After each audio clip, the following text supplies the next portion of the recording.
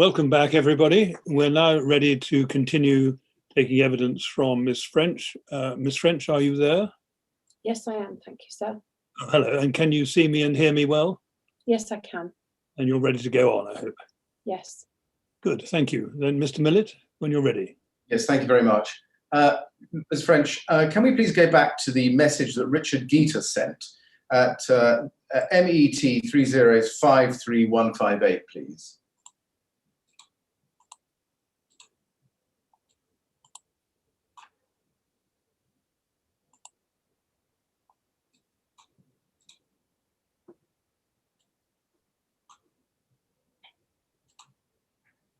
Now, at the bottom of that page, page 157, we can just go back to page 157, third paragraph from the bottom, and we looked at this earlier on.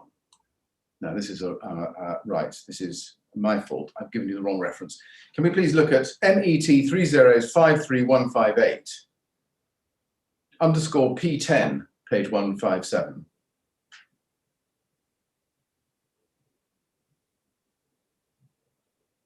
That's it, thank you. And if we could just look, please, at the third paragraph from the bottom, again, the perils. Can you see that? Yes. Again, the perils of using cheap ACM alternatives have been exposed. As you are aware, our standard core is the plus FR mineral core achieving Class B S1D0 according to EN 13501 Part 1, unlike other ACM producers.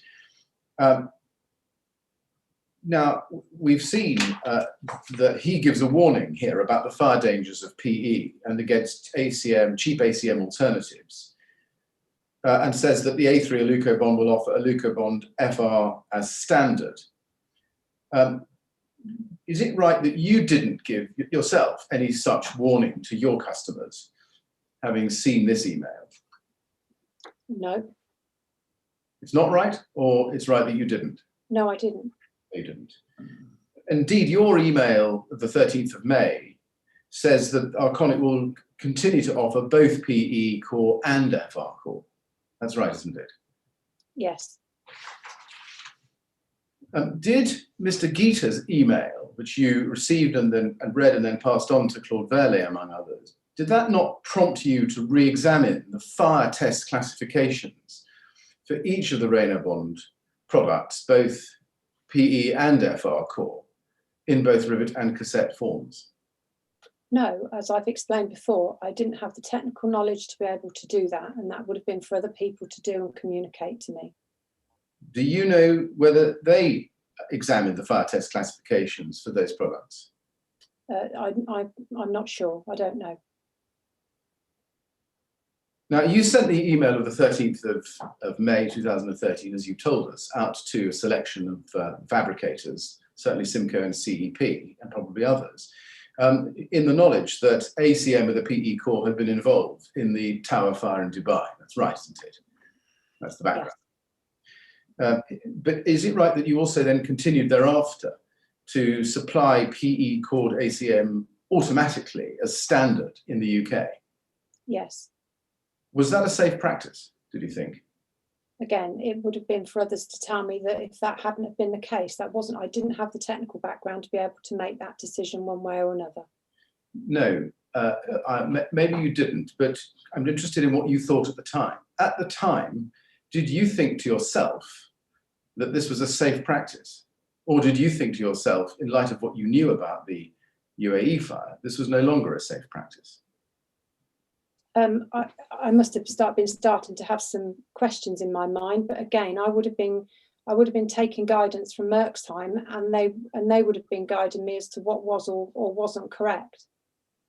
On what you knew from the UAE fire, the subject of Mr. Geeta's email, and indeed what you had already alerted Mr. Verlet to in the previous week, why did you continue to offer Reynobond 55 PE core as a standard in the UK market without at least some kind of warning about its fire performance?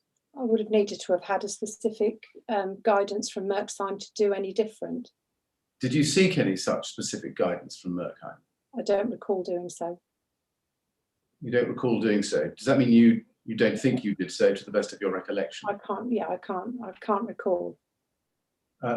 Why did you not do so?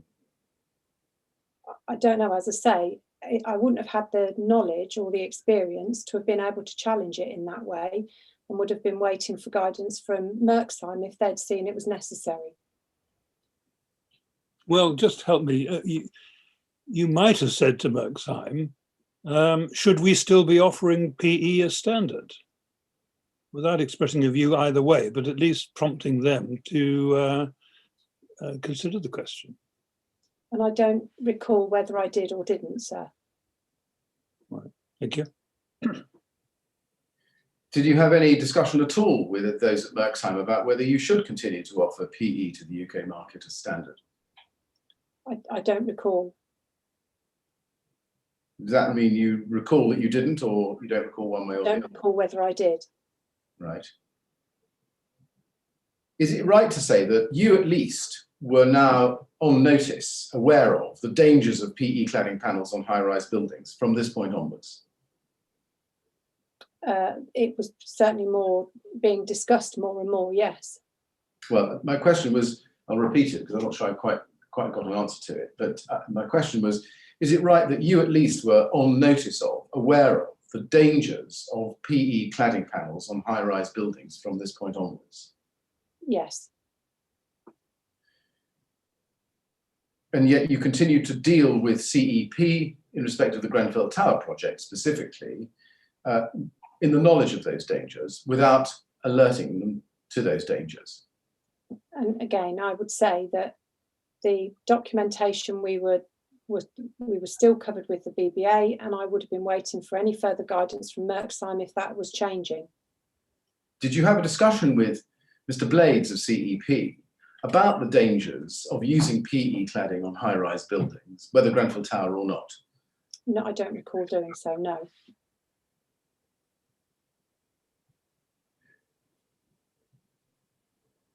Given that you knew Grenfell Tower was a high-rise residential building, as we've seen, why did you not seek to take any steps, even by asking those at Merksheim, to make sure that the PE products you were selling in respect of that building were suitable for it? I don't know. Now, in the summer of 2013, I think you tell us that you understood that you lost the sale to the Grenfell Tower project. I believe so. And that one of the reasons, if not the reason, was that ZCM, which was then being suggested, was too expensive. I believe so. And you say in your statement, I don't think there's a need to go to it, it's paragraph 88.2.6, your second statement. You say that following that sales meeting in June 2013, we'd be looking at, you decided to stop proactively promoting ZCM. Is that correct? Yes.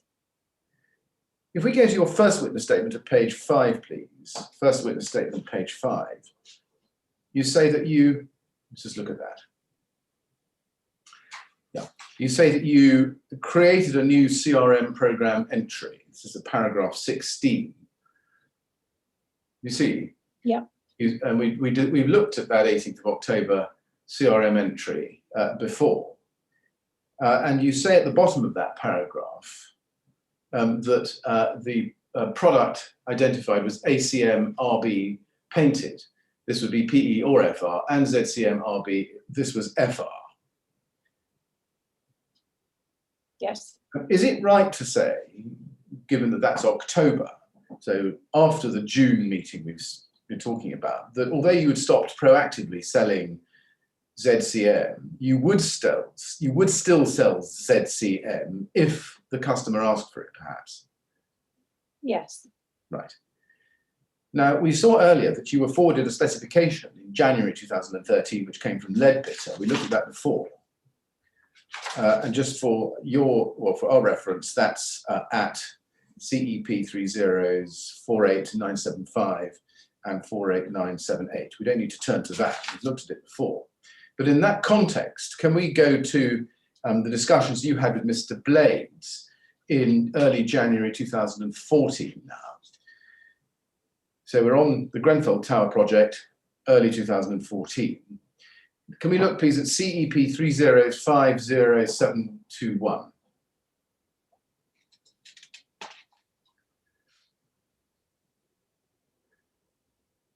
Now, here is Mr. Blades emailing you on the 7th of January 2014.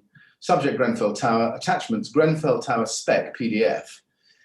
And the text says, "Hi Des, please see the attached rain screen spec ref the above. Could you please advise rates for Rainer bond accordingly?" And you can see, as I've shown you, that he attaches a document, which he describes as the rain screen spec. Can we look at that, please? It's at CEP 3050722. This is part H92, or section H92, as you can see there on the screen, of the Studio E NBS specification for the Grenfell Tower project. And this part H92 is concerned with the rain screen cladding. As you can see, there's not much else, there's nothing else on the page in front of you. If you go to page 3 of this document,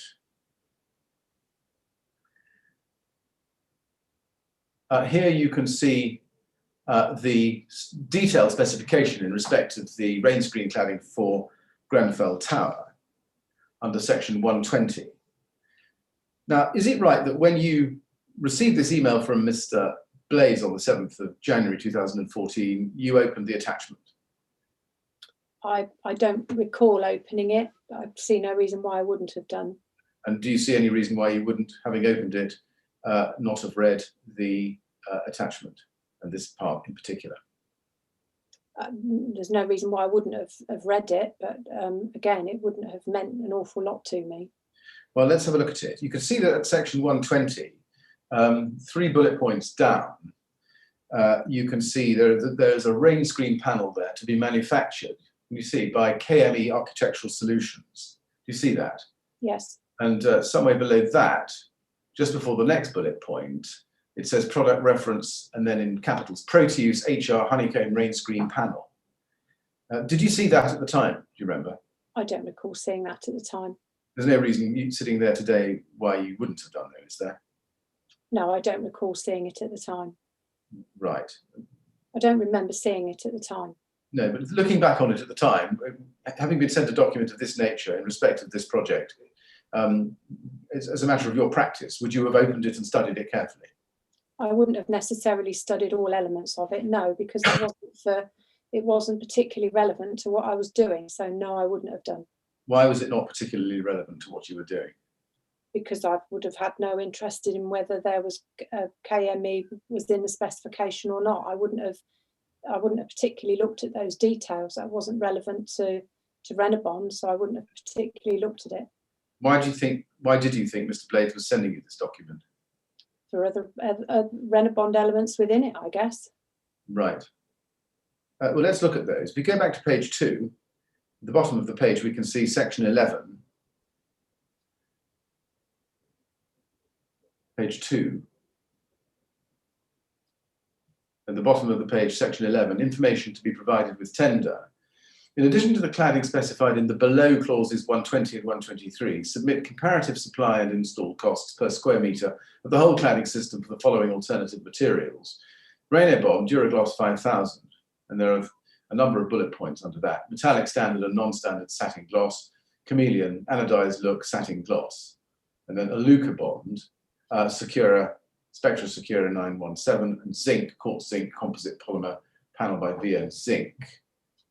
Now, clearly, the Renabond's Duragloss 5000 is Arconic's product, isn't it? Yes. And Alucobond there is A3's product. That's right. And am I right in thinking that the zinc product, quartz zinc composite panel, is Arconic's ZCM product? Yes. Right. So would that mean that you could supply it if that was what was asked for? Yes. And although that you had personally decided you weren't proactively going to be selling ZCM, if in fact you were asked to quote for ZCM as per this specification, you would do that? Yes. Let's go to CEP 50244, please.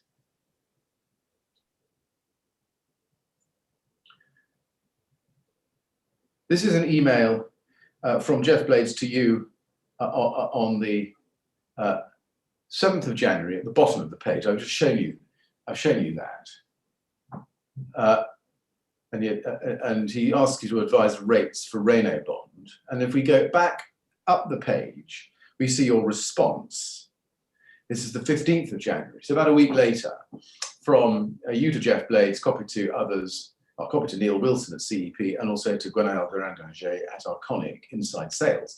And you say, read Grenfell Tower. Hi, Jeff, just to confirm the exceptionally good rates I quoted you for Grenfell Towers, double exclamation mark. And then you set out the spec and a number of different colours and quantity, and you give them a price of £28 per square metre. And then you say at the bottom, hope this is okay to start the bidding with Harley's. I'm sure you or Neil will be back on the phone if you need any other details stroke reductions, with a little non-smiley face. Now, having shown you that, can we look at your first witness statement, please, at page 5? And I'd like to look with you at paragraph 17, where you cover this exchange. And you say, in that statement, in that paragraph, in the third line down, in addition, the price of £28 per square metre could have related to a competitive price for FR or a relatively high price for PE. You go on to say CEP would have recognised that this was not a competitive price, not a competitive quote for PE. A more usual price for PE would be £22 to £24 per square metre. In my email dated 15th of January 2014, I mentioned a good price for the product, and this indicates to me that the £28 per square metre was really competitive.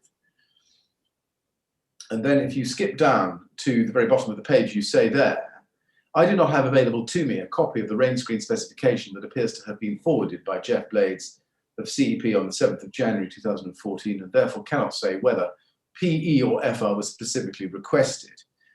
Now, as I've shown you the specification that you were sent, and we can see that it was silent as to the core of the Reno Bond ACM. We can look at it again if you like, but do you recall that it was silent on that subject? I do, yes. Yes. Your email your email back to Jeff Blades is also silent on what core the £28 per square metre refers to.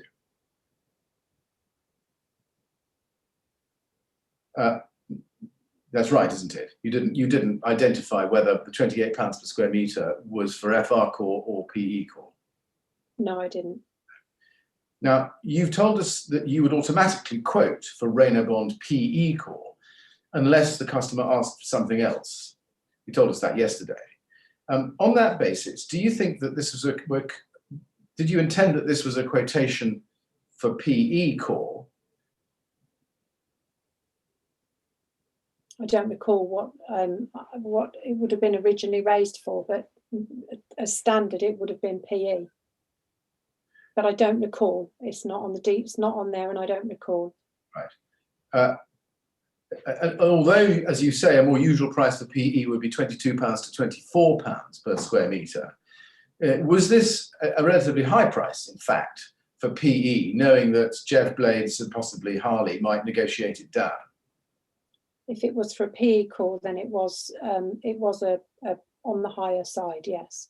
So it wasn't a really competitive price at all. It was a reasonably toppy price, and for PE, which you thought they might knock down. Is that a fair way of looking at it? That's possibly my thinking, yes. Yes. Now, we've seen no evidence that there were any discussions at all between you and CP and you and Harley about the core. Can we take it?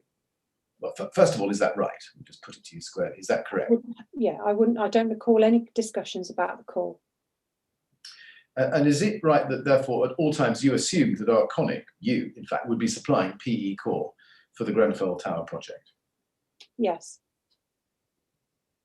And we've seen nothing to suggest that either CEP or Harley asked for FR, or that you volunteered FR as the core material for Reno Bond 55 for the Grenfell Tower project. Is that correct? Yes, I don't recall any conversations about the core. You say you don't recall any conversations. about the core? I don't recall conversations about the core. And is it right that you were continuing to offer PE core as standard, and as we see here in respect of the Grenfell Tower project, notwithstanding the dangers that the fire in the UAE had shown you were present in the use of PE core on tall buildings? Yes, I was. Is there a reason why you didn't alert Jeff Blades or Harley when quoting for Renebon 55 PE for Grenfell about those dangers? As I've explained before, unless I was getting a specific instruction from Merksheim to do differently, then I would have carried on as I was. Even though you knew use of Renebon 55 PE core might present a risk to life and safety. As I say, I didn't have the technical background to be able to make those decisions. That I would have been led by Merksheim as to whether the product was still suitable for the use. Giving a warning that the use of a PE panel on a tall building was not a technical piece of advice, was it? It was common sense, no? Well, I didn't pass that information on, no. My question really is, why not? I can't answer that question. I don't know. Were you told not to? No, I don't believe I was.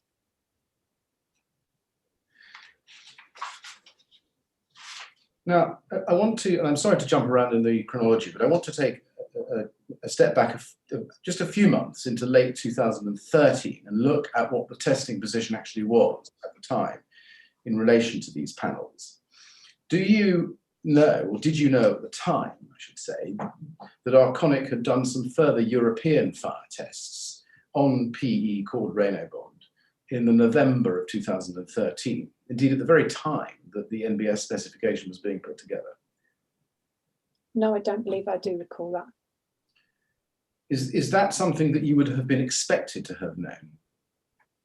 Again, not unless it was relative to the information that we were providing for the UK, then no, there was no reason for them to tell me.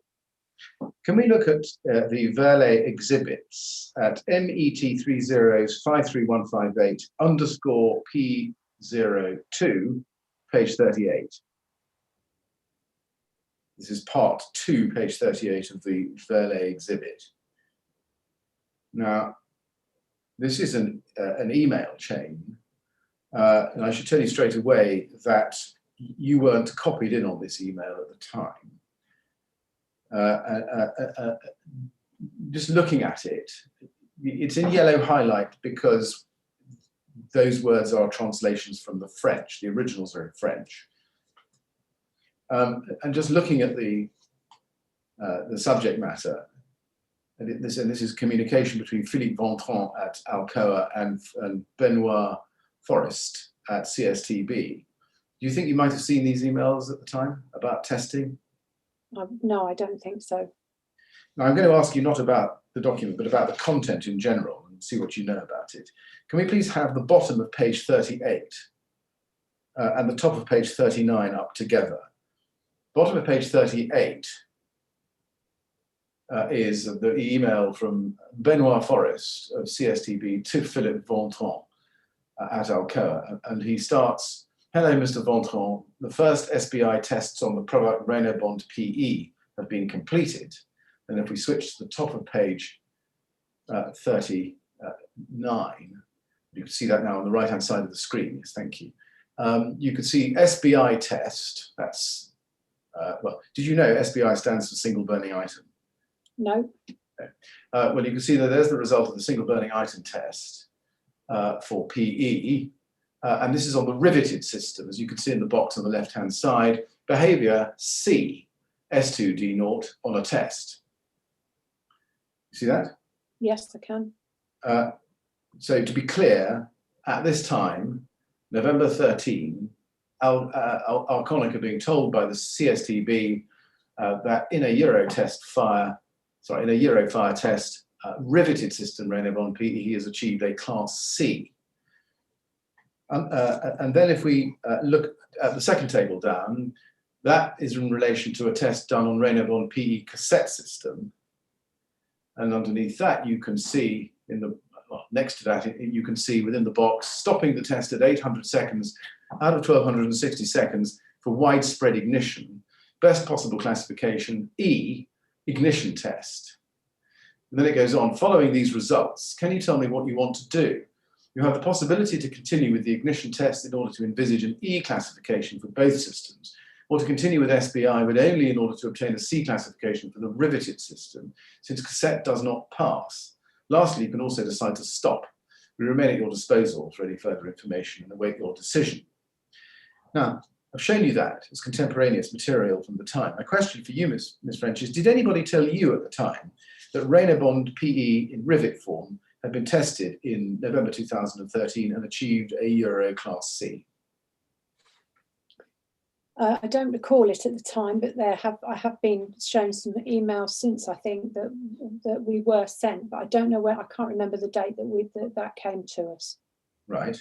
Do you remember being told at the time that the Rainabond PE in cassette form had been tested and had got a Euro Class E? No, I don't. Did anybody tell you that the tests on cassette had been stopped again in relation to Rainabond cassette for fire spread reasons? No, I don't. So is it right that at the time you were quoting Rainabond 55 PE for use on the Grenfell Tower project, you were ignorant of the results of these tests I've just shown you? Yes. Are you able to explain, sitting there, how it is that you were not made aware of these results? I can't. No, I can't begin to. You can't begin to. Are you surprised, having been shown these results, that you were not made aware of them? Yes, I am. Who would you have expected to have told you about? That would have obviously come from Merksheim. It would have been up to people within Merksheim as to who that would have filtered through from. It would have either been from Peter or possibly even higher up, or Claude Verley's team. Right. Could have been any number of them. Let's move then on the same topic into early 2014, and we start with a CSTB certificate in January of that year. Can we please go to Claude Verley's Exhibit 4, page 135, and this is at MET 30531558_P04, page 135.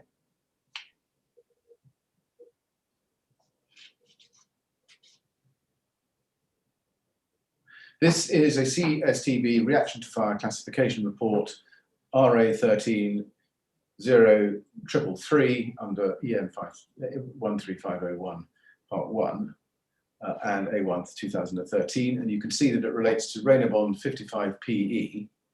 You look down at the screen, and it's described as a composite panel with polyethylene core. And if you go to the very bottom of the page, you can see the date, 31st of January 2014. And if you go to the next page, page 136, under product description, you can see that it is a composite panel, etc. And then underneath that, systems. Do you see it says riveted or cassette? You see that? Yes. And if we go down to the next page, page 137, please, we can see the classification in the box, E. You see that? Yes. And so this certificate says that in both fixing methods, rivet or cassette, Rainabond PE is Class E in the European regime. Did anybody tell you, you remember, in or just after the end of January 2014, that Rainabond PE in either fixing variant, rivet or cassette, had achieved a Class E in the European fire classification regime? I believe that I have seen that document, but I think it's been since the obviously going through this process with the inquiry that I've seen them. I can't remember what date it was. To be fair to you, we're going to come to a document which may jog your recollection a little bit more closely or accurately. Can we go to MET 30531558 _ P04, page 134, please? There's 3 pages back in this email exhibit. Sorry, exhibit run emails. Here is an email from Claude Verlet to RAF Liste Commerciale Externe and RAF Liste Commerciale Interne. And you told us yesterday that you would have received emails on the extern list. Just to double confirm that, that's correct, isn't it? Yes, I believe so. It's dated the 3rd of February 2014. It's an American dating there, but let's not worry about that. And it has 2 attachments to it, one in Anglais and one not. They're both the same document. One is a translation. And it says, "Dear colleagues, please find enclosed the new fire reaction test report for Reynabond Architecture PE in accordance with EN 13501 norm. The fire achieved classification is E." And that's all in bold in the email. "The previous B class report done for Reynabond PE and riveted system can no more be used from now. Indeed, this new report cancel all the previous reports. I stay at your disposal if you have any further questions." Do you recall receiving this email, Ms. French? I don't recall receiving it, but I do recognise it, having gone through the process that we're going through currently. Right. Can you confirm that you would have read it at the time you received it? Yes, I mean, if I was on that, then yes, I would have done. Right. Who else would have been included on the group email, RAF Liste Commerciale? Would Peter Frodeck have been on that list? My understanding is that all external people were on that list. What about Alain Flacon? Would he have been on that list, or either of those lists? I don't know. Without checking, I couldn't answer that. Right. Now, in your second witness statement, you address this email. I'd like to look with you at what you say about it. Can we look at it at page 13, second witness statement, page 13, paragraph 48.2. And at that paragraph, you say, "I have seen an email dated 3rd of February 2014 to the Arconic sales distribution list. This email is from Claude Verlet, which attached a European classification report relating to Reynabond PE dated 31st January 2014. I can see from looking at the report now that it related to the use of Reynabond in both rivet and cassette systems, and that the overall classification given is E. In the covering email, Claude notes, we've seen it, the new fire test report for Reynabond Architecture PE in accordance with EN 13501 norm, the fire achieved classification is E, the previous B class report done for Reynabond PE and riveted system can no more be used from now." And then you go on to say, "A copy of this email is attached," etc. And then you say this, "I do not recall seeing this email or having any discussions about it at the time, and I'm not sure I would have appreciated its relevance to sales in the UK because I understand that the relevant classification for Reynabond in the UK was class 0, national class 0. Looking at the name of the distribution list to which that email was sent, I think it likely that I did receive it at the time. I do not recall ever being specifically asked to send or highlight this report to customers.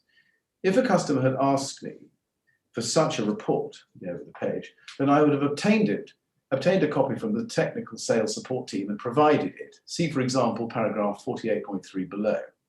I cannot recall sending a copy of any classification reports for Reynabond, either those dated 31st January 2014 or any others, to CEP or any of the companies involved in the refurbishment of Grenfell Tower." Just summarising what you're saying there, to see what you accept. Do you accept that you did receive the email? Yes, well, again, I can't confirm that definitely, but yes, I would likely be on that distribution list. It looks as if you didn't have any discussions with anybody within Arconic about it. Is that right? I believe so. It looks as if you didn't do anything with it either, such as forwarding it on to anybody. Is that right? Yes, I believe so. Do you think you opened the attachment? I can't recall. Or perhaps asked the technical sales support team to send the attachment to you? I don't recall. When you say, perhaps we should have your statement back up there, please. When you say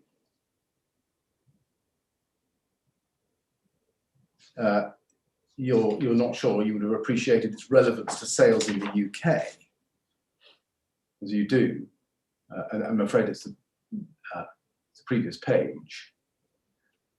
You say there 7 lines up, I'm not sure I would have appreciated its relevance to sales in the UK. When you say that, was that because you didn't know that European testing classification was recognised in the UK? As I've said previously, my understanding was that providing the information coming from Merksheim was to continue using the BBA, then that's what I was continuing to use. Right. I'm just trying to get to the bottom of what you mean here when you say you weren't sure you would have appreciated its relevance to sales in the UK. Is it that you didn't appreciate its relevance because you thought it was relevant, but because there was class 0 for this product, the downgrading of the Euro class didn't matter? Yeah, I don't think I fully appreciated the different testing regimes between how the BBA would be taking information and issuing a certificate, or how much relevance that had with the European ones. Right. And because it only referred to the European, I wouldn't have necessarily seen that it was relevant. Looking at what you say here in your statement, I'm not sure I would have appreciated its relevance to sales in the UK because I understand that the relevant classification for Rainabond in the UK was national class 0. Are you saying that you essentially ignored the email that Claude Verlet was sending you about Euro class B being downgraded to E because you thought that in the UK the only thing that mattered was national class 0? Yes, which was the BBA document. I see. Now, we've seen that the BBA document, the BBA certificate, says not only that standard PE Rainabond 55 may be regarded as class 0, but it also stated that Rainabond PE had Euro class B. We saw that yesterday. Yes? Yes. When you received this email, did it not occur to you that the BBA certificate did present Euro tests as relevant to the UK market because it formed the basis on which it was stating that the product may be regarded as having class 0? No, it didn't. When you saw this email, did it not occur to you that although the BBA certificate from 2008 said that standard PE had a Euro class B, that certificate could no longer be relied on? Because, no, it didn't occur to me. Why is that? I don't know. I can't answer that. It didn't occur to me. If the one thing that you were relying on was the BBA certificate, I'd like to understand why it is that you didn't at that stage go back to it and ask yourself, given that you'd received this email, whether the BBA certificate still spoke the truth so that you could use it in your sales, or whether, in fact, because Rainabond PE had now received a Euro E class and not a B class, it could no longer be relied on. I don't know. I don't know. Did you do anything in response to this email? I can't remember. You say at the bottom of the page in the statement that we've just been looking at, that you don't recall ever being specifically asked to send or highlight this report to customers. Was it not reasonably clear to you at the time, when you received this information from Mr. Verlet, that it was being sent to you for you to do something with? At the time, no, I didn't think it was relevant to the UK. It wasn't very specific in what it was asking to do. Did you check with Mr. Verley or your line manager whether you should do anything as a result of being given this information? I don't remember. Did you check and ask them whether it applied to you? I don't remember. Did you just simply take it on yourself to ignore it without seeking any advice or instruction or guidance or help from those senior to you at Arconic? I don't recall what action I took at the time. Well, do you want to, on the look of it, you just sat on it. Is that right? Yeah, I don't recall what action I did or didn't take with it. Now, at this point, this is early February 2014. You've been sent the Grenfell Tower NBS spec, and you've quoted for Reynobond PE55. You know from what you had learnt in the spring of 2013 about the dangers of the use of PE called rain screen panels on high buildings. And you are now being told that the PE rivet or cassette was no longer Class B, but Class E. Surely, putting those two facts together, this would have indicated to you that not all was well with continuing to use Reynobond 55 PE, whether rivet or cassette, on a high-rise building. I honestly can't recall having made those, pulling that information together in the way that you're explaining it. Did you address your mind to how it could be that Reynobond PE could continue to have a Class 0 standing, if you like, in circumstances where it had tested only to Class E in the Euro system and was no longer Class B? No, I just didn't have enough knowledge about it and put it together. Is the reality that you kept this to yourself because you realised that it would damage your sales and in fact damage your market sufficiently if it became known that Reynobond 55 PE with a PE core, whether rivet or cassette, was Class E? No, absolutely not. And therefore couldn't be used above 18 metres? No, absolutely not. Say absolutely not. Why are you so convinced of that? Because, well, we didn't have a big enough market for it to be that damaging to be honest. It wasn't, we didn't sell huge amounts, and that's certainly, I most definitely would not have been doing that for that reason. Now, we saw with your May 2013 email about the UAE fires that it was entirely possible for you to send important messages about fire safety in relation to products you were selling to your key fabricators. Saw that, didn't we? Yes. Why did you not send a similar message to a similar group of fabricators with whom you routinely worked that Reynobond 55 PE had been downgraded from Class B to Class E? I don't know. Again, I can only think it was because I didn't associate it as being relevant in terms of the BBA. Why did you not simply send them the information and leave it for them to decide what to do with it or what questions to ask about it? I can't answer that question. I don't know. In order not to send it on, did you make a positive decision not to send it on to customers? No, I wouldn't have done that. I generally don't think, as I say, I don't know why I didn't. You don't know why you didn't? I don't know what I did with it, and I don't know why, if I didn't, I don't know why I wouldn't have done it. Right, well, you see, the reason you give in your statement is that the reason you didn't do it is because you didn't think that European classes had anything to do with the UK market and that it had a national class 0. Is that not the reason, or is there another reason? Yeah, I've already said that is the reason for not sending it out, and I wouldn't have seen the relevance to the BBA document.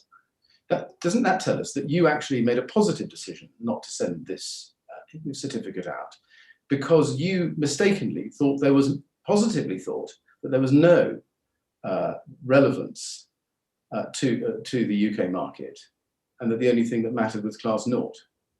if that was the case, how could you be so confident about that, given your lack of technical expertise? I can't answer that. I don't know. So it seems as that you made this decision based on a technical assumption, namely that the only thing that mattered was class naught. Yeah, I don't know.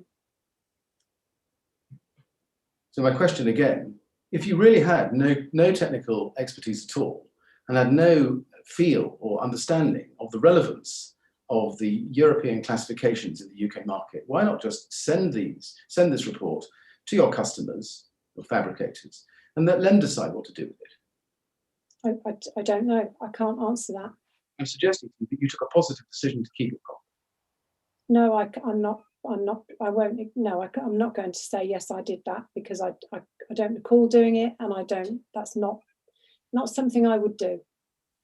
But it is something you did do, because you didn't send it to them, and that wasn't.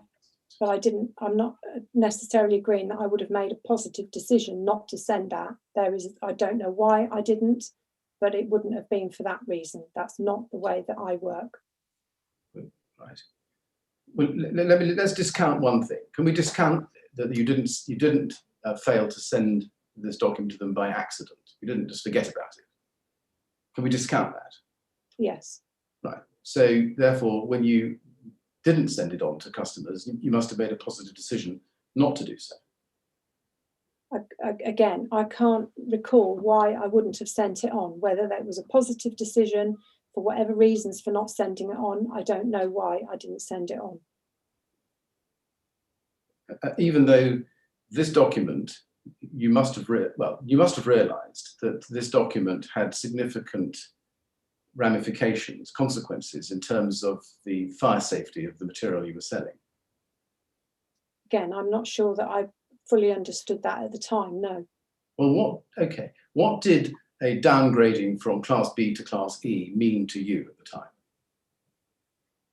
I don't know. I can't recall what it would have meant. I didn't have enough knowledge of all the clarifications and to have been able to make that call. Nonetheless, it surely would have meant to you that there was a downgrade and it was less safe than previously thought. Is that not the obvious takeaway from what Mr. was telling you? Yeah. And given that very simple message, it's not as safe as we thought it was being communicated by Mr. Velli to you, why did you not simply communicate that very simple message, it's not as safe as we thought it was, to your customers? But again, I can't recall whether I did or didn't send it on to those customers. I have no recollection of whether I did or didn't send it on to anybody. We do know that others in Arconic, and I won't go into the details with you, we do know that others in Arconic did send this information on to their customers. We've seen that Julie Kasanyanik sent this message on to customers in Sweden, and Gwenfell Tower also passed this information on to her customers. You appear to have been a lone voice or lone non-voice in this exercise. Are you able to explain why that is? No, I can't.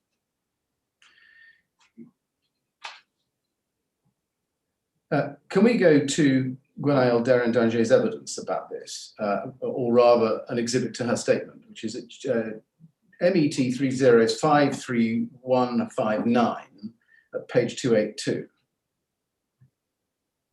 We can see here that she has sent an email, and I'll just wait for you to see that on the screen, thank you, dated the 3rd of February 2014, so the same day, in fact, accounting for the time difference within minutes. And she sends this email to James Bullman at Taylor Maxwell, with whom I think you then became employed. Yes. And she says, "Dear James," the subject is new fire European fire class for Renebond PE. "Dear James, I've spoken with Debbie last week on the phone.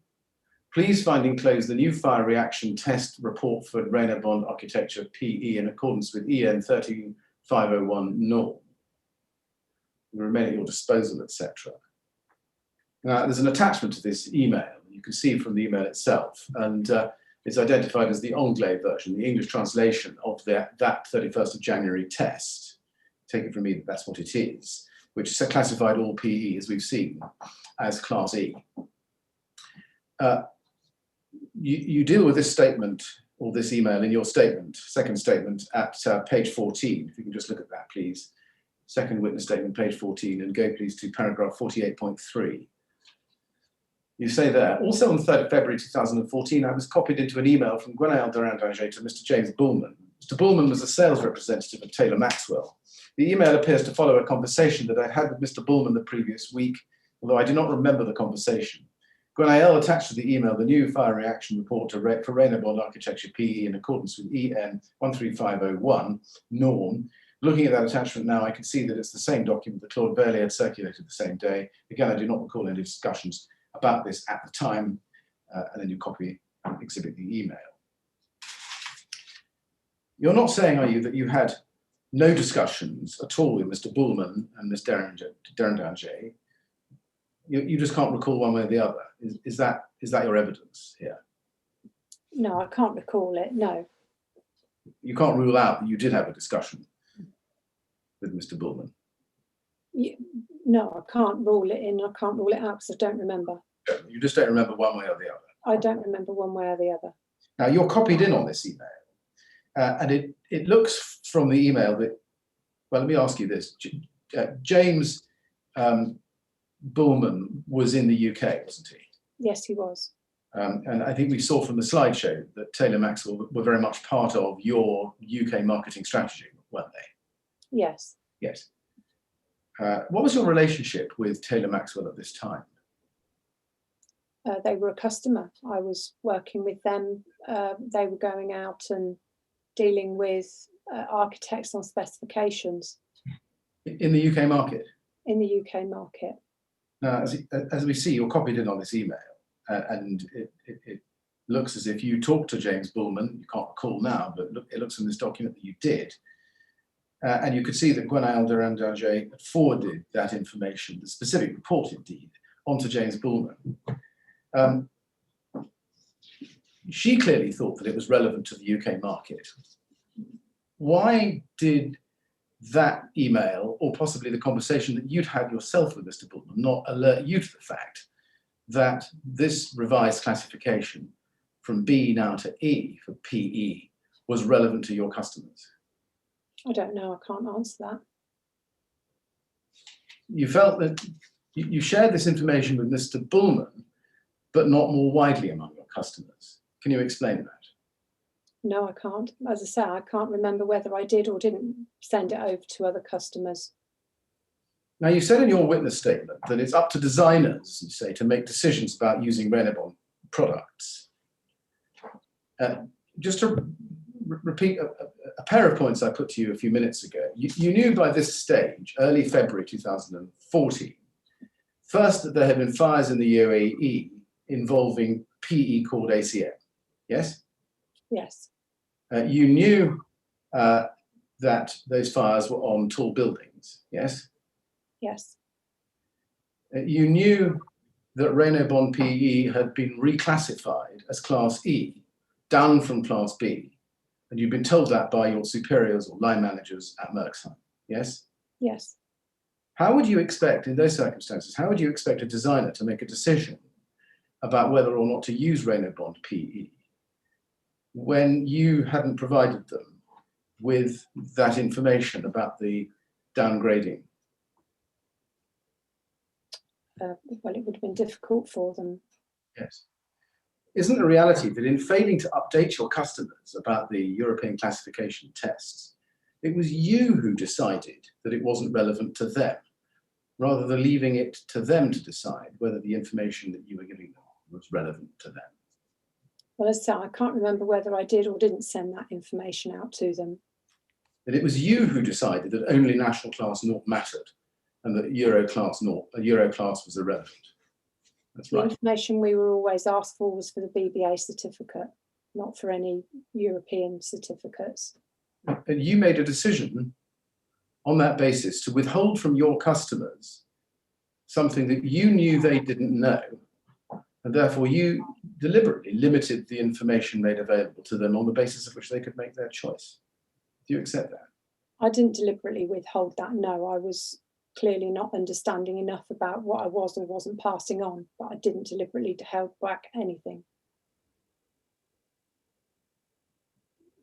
Do you realise that not a single person who has given evidence to this inquiry so far knew that the Renault bond panels were ever classified as Class E? Did you know that? No.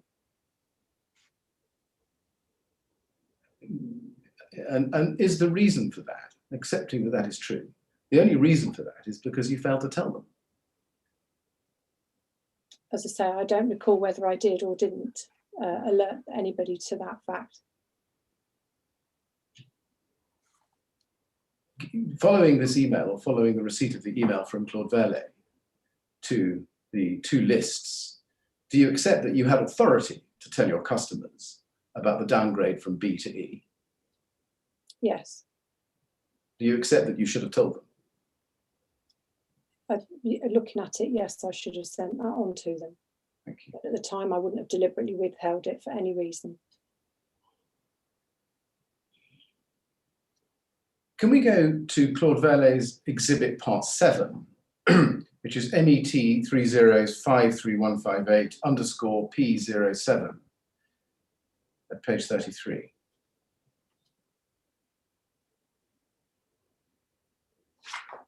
This is, so sorry, there it is. Now, this is a sales meeting in January 2014, technical assistance. So a month or so, or during the month before the email of the 3rd of February. Do you remember being present at this sales meeting? I don't think I missed any, so but I don't recall it specifically, but I don't remember missing any. Yes, and you said that yesterday. So can we assume that you would have been present at this sales meeting? Yes. Yes. And can we assume that you would have seen this slideshow or note? Yes. It says technical assistance. Just help me. Do you know who would have drafted or created this document? No, I don't. Would you have had any input into it, do you think? Doubtful. Who was it who did? Do you know? You don't know? I don't know. If we go, please, to page 36 in this document, we can see under 2014,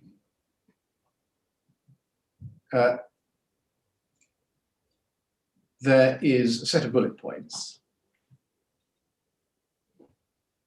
I'll sort of give you a little bit more context to this. If you go back to the previous page, the previous page is 2013 highlights. And it says, team involved on support of R&D projects, mechanical process, analyze of NPD, mechanical behavior, transformation, fire class, etc. Preparing technical data sheets with marketing department. Day-to-day business, answers to inside sales, outside sales, architects, fabricators, distributors, customers of customers of customers of customers. Was there any discussion that you recall at this sales meeting about transmission of fire class information through the sales teams out to architects, fabricators, distributors, and customers, etc.? I don't recall this, no. It looks, on the face of it, just help us, that sales teams were expected to be familiar with things like mechanical behavior, transformation, fire class, in order to be able to answer questions. Is that right? Yes. Or at the very least, even if not completely equipped to answer all technical questions, able to understand the questions and know to whom to pass them internally. Is that fair? Yes. And then to understand the answers when they came back from the technical sales support team. Yes. Yes. Let me look at the page I was wanting to go to, page 4, page 36, page 4 internally, page 36, which says 2014. Adaptive technical tool accessible from everywhere. What is that a reference to? Do you know? I don't know. I don't recall it. New technical training for the sales team. Did that include you? I was part of the sales team, so it would have included me. Did you get any new technical training? I don't remember getting any technical training. Updating for existing certifications. Did you get any updating for existing certifications? Apart from the email we saw from Mr. Verde. Yeah, I can't recall. Then it says new certification for new countries, new markets. And then there's a plea. Please, it says, the person in charge of a country and or market has to check the certifications and qualifications needed to sail. Impossible for a project, but check and ask in order to anticipate. Did you hear that message at this sales meeting? I don't recognise it. I don't remember it. Did you understand even vaguely, or remember even vaguely, that it was expected that you, in charge of UK sales and the UK market for Renabon 55, had to check the certifications and qualifications needed to make a sale? I don't remember that. No.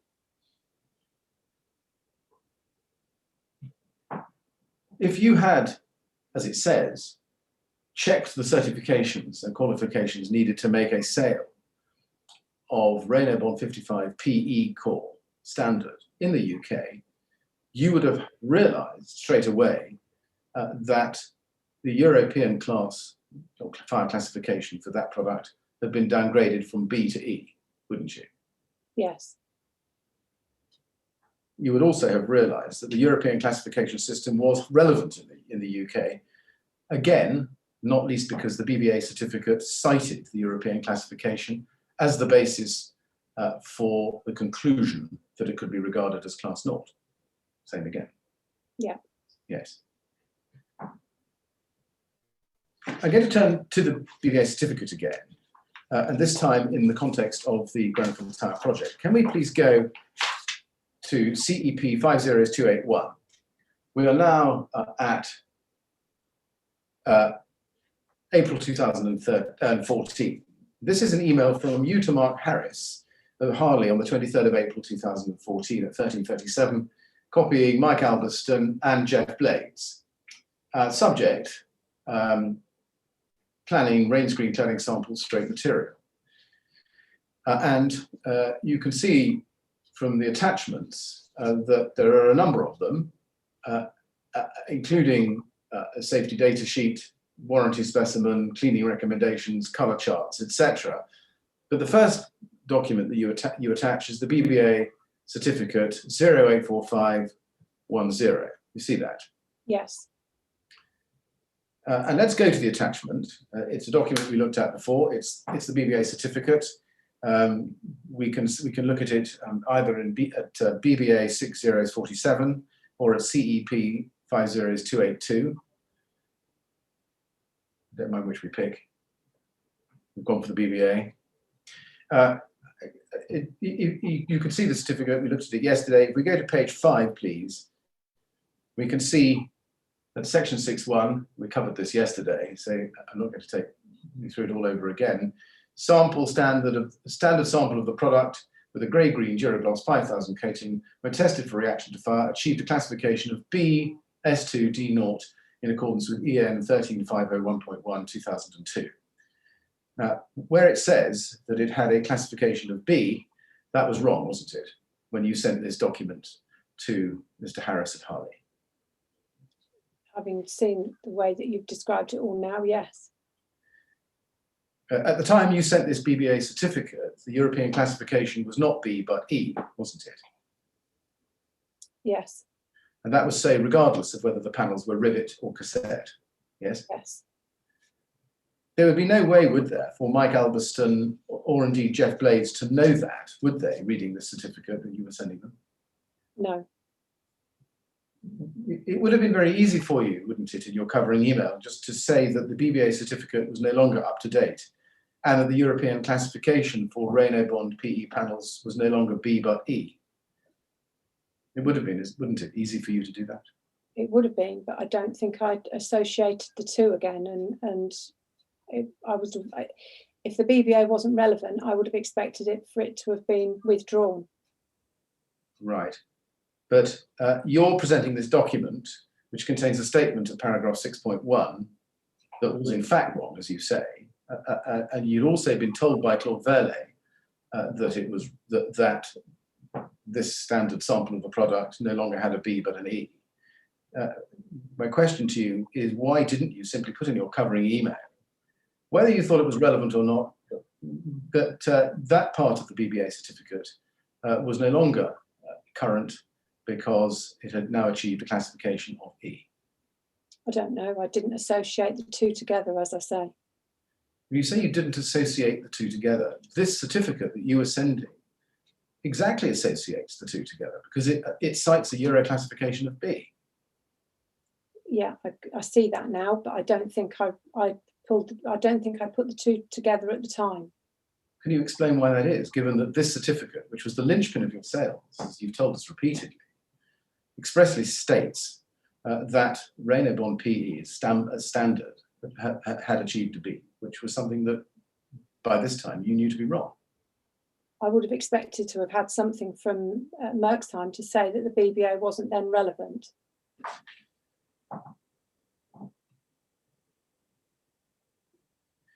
Can we look at your first witness statement at page 3, please? And I'd like to look at paragraph 8. Page 3 at the top is part of the way through paragraph 8, but I want to just look at what you say 4 lines down from the top of the page there. You say, I occasionally also pointed to the British Board of Agreement BBA certificate for the Reynolds architectural wall cladding panels number 08/4510 and would provide a PDF copy if asked. You see that? You then go on to say, however, I would point out that I generally work with 5 or 6 fabricators, and once they had received this BBA certificate on the project, it was very rare that they would ask me for it again on other projects. Just pausing there, does that mean that you thought at the time that fabricators like Jeff Blades, for example, at CEP, would think that the BBA certificate was still valid unless you pointed out errors to them? Yes. Wasn't that all the more reason for you to highlight the change in classification? As I say, I would have expected that to have come from Merck's time, that the BBA was no longer valid. But you would have known it was no longer valid, or at least to this extent, because you had 2 things in your hands. You had the BBA certificate saying B, and you had the email from Mr. Verlet saying E.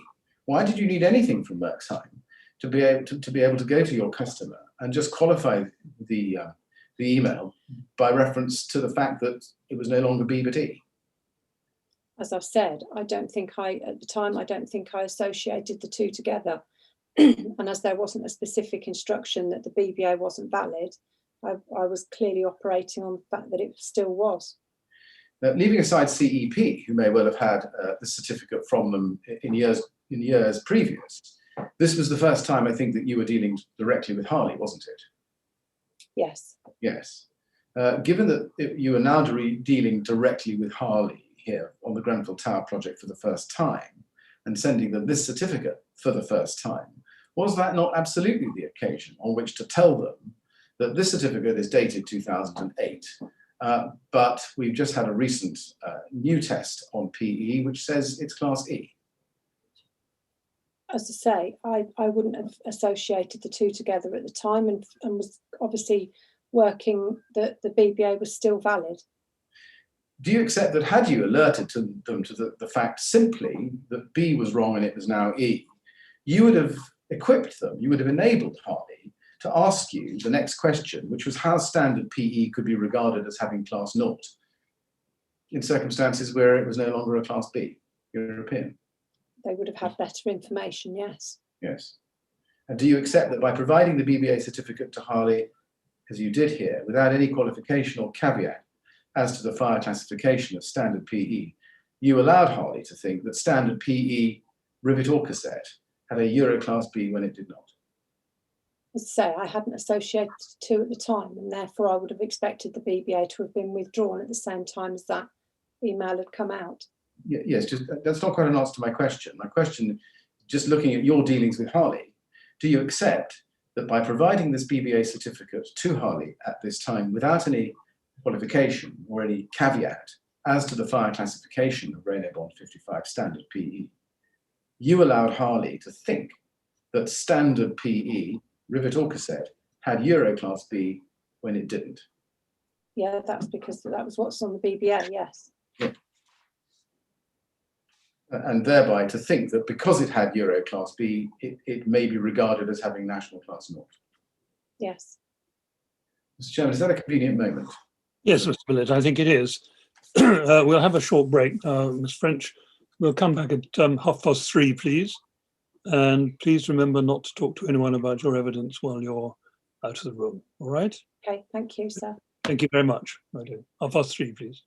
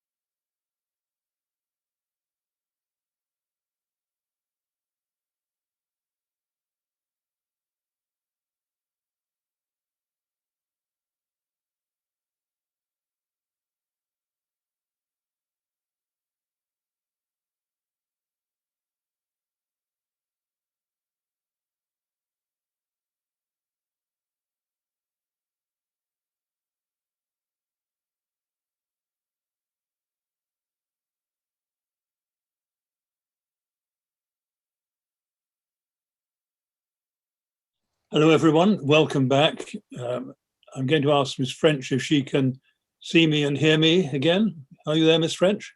Yes, I can see you and hear you. Thank you, sir. Good. Thank you very much. And you're ready to carry on, are you? Yes, I am. Right. Thank you. Yes, Mr. Millett, then, when you're ready. Yes, thank you, Mr. Chairman. Ms. French, welcome back. Can I just ask you, please, to look at the email chain again in April 2014. This is at CEP 50281.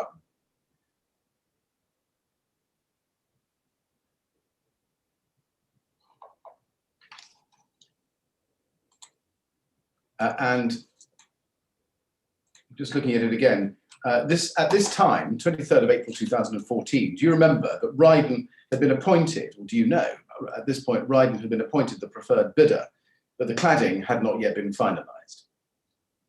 I couldn't, without checking through documents, I wouldn't be able to confirm that one way or another. All right. Now, if we go to the very bottom of page 1 in this email run, you'll see that there's an email from Mark Harris to you on the day before, the day you send in the Bba Certificate, 22nd of April, copy to Mike Alberston, and he says, "Hi Deb," and then in the 4th paragraph down he says, "As you can see, the architect is now looking at other options. However, Ryden do not want to increase the cost plan by a single penny, being that we are already in a VE phase. Before I start ordering up a myriad of samples again, can you give me your guide on which of the listed colours would be more expensive than the standard range?" This will hopefully helps to try to get the architect to focus, etc., on what can be afforded with the current cost plan rather than going off at a tangent. Do you recall that the project was undergoing a value engineering exercise at that time?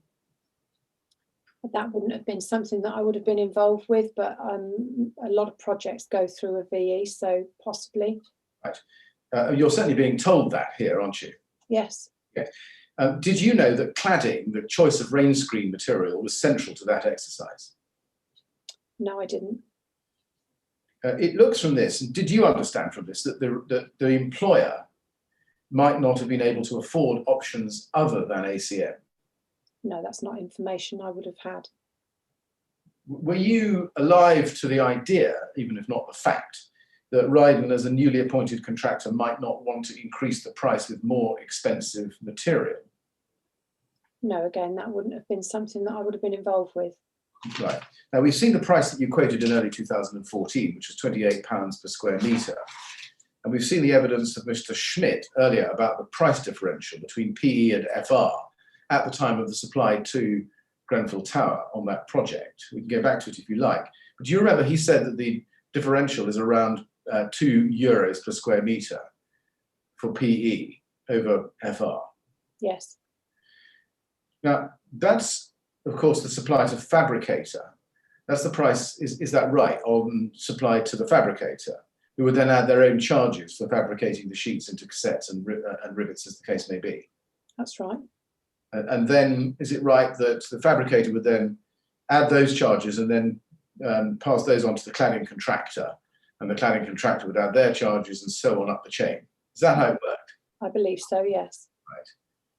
Looking at it at your end of things, the very bottom of the chain, if I can put it that way, there isn't a huge difference, is there, in price between PE and FR cord ACM?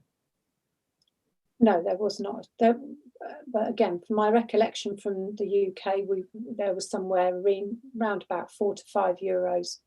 We would price it €4 to €5 difference. Right. Peter Frodeck, in his statement at paragraph 48, page 17, and I don't need to take you to it unless you want me to show it to you, but he says that in terms of the price difference in relation to the supply to Grenfell Tower, the cost to CEP for the raw fabric in FR core form would have been around €14,000 more than in PE core form, based on a rounded supply figure of 7,000 odd square meters. Is that a figure that you would agree with? I wouldn't. I'd have to work that back to what it would be a square metre. Yes. And that's the sort of, I mean, it may not be an accurate number, but that's the sort of range of difference he has identified for this project. €14,000 is the cost difference between PE core and FR core. Would you agree with that even in round terms? I would have probably said so more on the European market, but not necessarily on the UK market.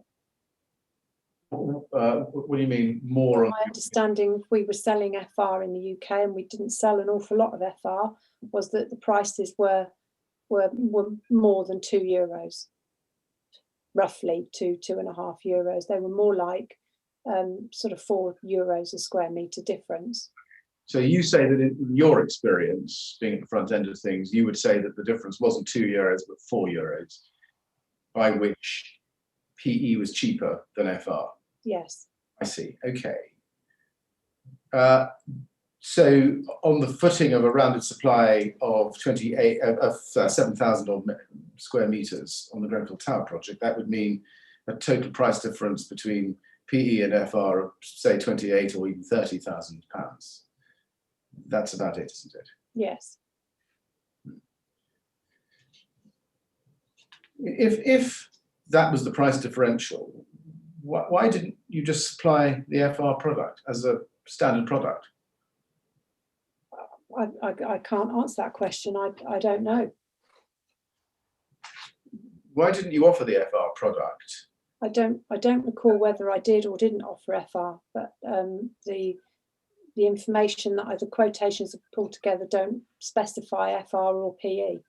That's right. And my question, just ask it again, is why didn't you specifically offer a choice between the FR and the PE variants, or core differences, and leave it to Harley or Ryden or the ultimate client to decide whether they were prepared to spend the extra money on FR? I don't know. We just automatically quoted PE as a core rather than FR. There's no other reason for it. There's no reason for not to have quoted it. No. This automatic or default to PE, was that something that was ever discussed internally at Arconic, to your knowledge? My understanding is when I first took over that it was the general market was PE and everything was PE.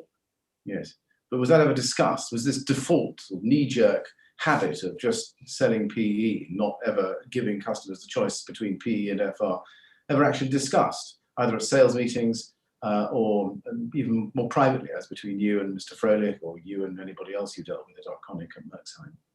I don't believe so. No, I don't believe so. Let's then turn to the time when Ryden were appointed to be the preferred bidder in and after the spring of 2014, up to September of that year, when the RBKC planners finally agreed the cladding. I say finally, formally agreed it. Do you remember that planners had to be convinced that ACM would be suitable on Grenfell Tower? No, I didn't. You didn't. Do you remember whether there was any uncertainty at all about what colour ACM would be chosen? No, again, I wouldn't have been that clear, apart from the fact that we were supplying an awful lot of samples, which would have intimated that they were unsure which one they wanted. Exactly.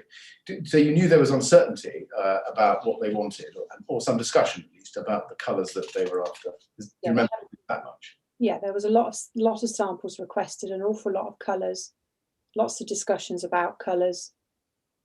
Did you know that the planners also had to be persuaded that the rivet fix was acceptable? No, I didn't. And indeed, as we know, in the end, they agreed to Renault bonded smoke silver with a cassette fix. I think you know that. I wasn't aware of that at the time. You weren't? So, no, sorry, I was aware of that at the time because I remember seeing an email from Harley, I believe, might have been CEP. Yes, so looking at it slightly more broadly, did you know at the time, and when I say at the time, I mean during the period April to September 2014, that there was a debate as between Ryden and Harley on the one hand, perhaps, and RBKC on the other, about whether whether cassette fix or rivet fix should be used at Grenfell Tower? No, I wouldn't have been party to that information. Right. I'm going to take your actions during this period quickly and see if you agree. And if there's anything I'm missing out, please tell me. You provided a number of samples during this period, didn't you? Yes. And we've seen the list of samples that you provided, which we saw at MET30 19919. We looked at that earlier.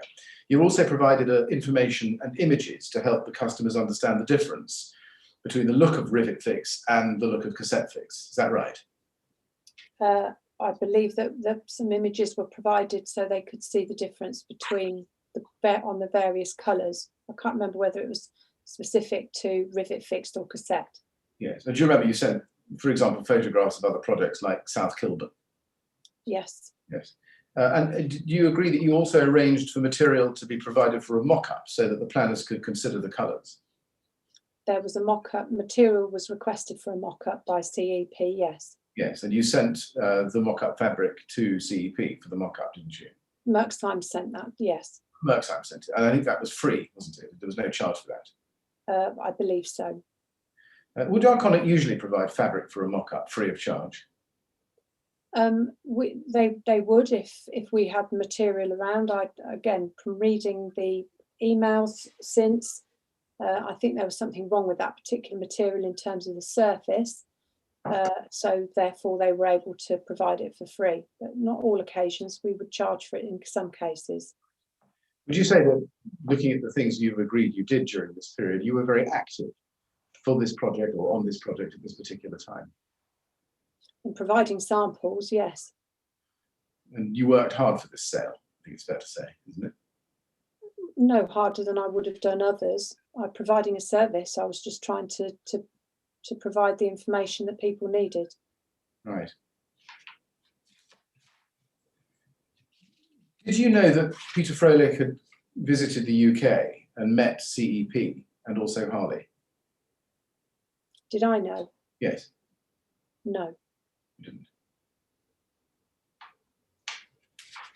He never told you that he'd gone to the UK and met CEP and Harley? Didn't tell you that after he'd gone? He came over to the UK on a couple of occasions. I took him round to see. Did you mean he went on his own or he was with me? Well, Yes. But let's look and see what he says in his statement. Can we go to MET30 53197, please? And I'd like to look at page 10 with you, paragraph 37.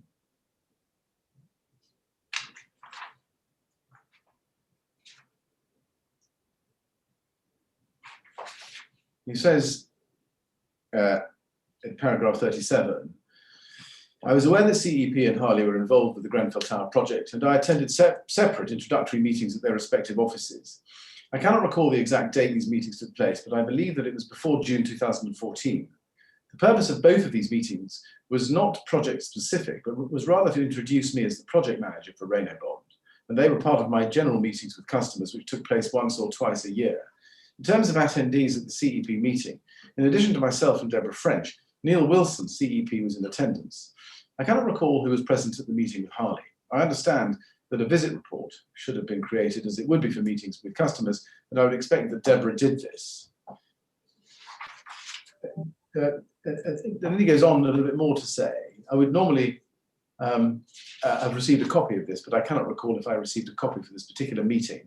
I do not have any notes from these meetings, as when I attend meetings with sales representatives, I do not normally make such notes as the representative does this. Do you, in the light of that evidence there from Mr. Frodeck, do you remember Peter Frodeck's visit to the United Kingdom that he describes here? I don't remember that specifically going there, but he did come over on occasions to the UK, and I did take him round over those periods to various customers and fabricators. So yes, that very probably happened. He recalls specifically a meeting at CEP at which you were present. Yeah. Is he right about that? I can't recall it, but yes, I'm not disagreeing with him. Okay. And he says that he recalls that the Grenfell Tower project was discussed and a section drawing showing a level of an unidentified building was put out on the table. Do you remember that happening? No, I don't. He says that a little bit lower down the page. You don't recall that. Do you recall any discussion at that meeting of the fire classification of Reynobond PE 55? No, I don't. Do you recall any discussion at that meeting about the Bba Certificate? No, I can't recall the meeting. Do you remember whether Mr. Frodeck said anything about the recent change in the fire classification of Reynobond PE from B to E? No, I can't, because I don't recall the meeting. On the subject of what he says about visit reports, can we just look at your second witness statement, please, at page 25, paragraph 88.1. You say, I may have taken notes during meetings about the refurbishment of Grenfell Tower, but I do not remember anything specific, and I disposed of all records of my time with Arconic after I left the business. I do not know if anyone else at those meetings took such notes. I cannot recall submitting any visit reports or any summaries of these meetings to Arconic. Was it part of your role to write visit reports for meetings with customers? Initially, no, we weren't requested to do any of that. The CRM system was then being developed more and more at that point for us to be doing recording certain visit reports. I don't recall whether I did any for that particular meeting or not. By the time of mid-2014, was the system sufficiently developed whereby you were making notes of these meetings and creating visit reports? Yes, I believe it was. And were you supposed to submit them to Merksheim? No, I think they were held within the CRM. They were generated through the CRM system and held in there. I see. So when you say they were generated through the CRM system, did you type your notes onto the system, or did you create a report and then send that by email for somebody to input into the system? No, it would have been generated into the system. Right. So it would give you any reason to think that it wouldn't still be there?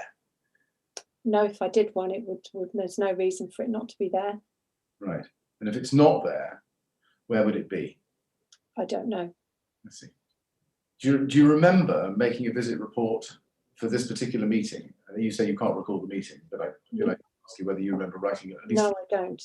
I don't recall whether I did one for that specific meeting or not. Right. Do you remember writing any report of a meeting attended by Peter Frodeck in the UK in mid-2014? No.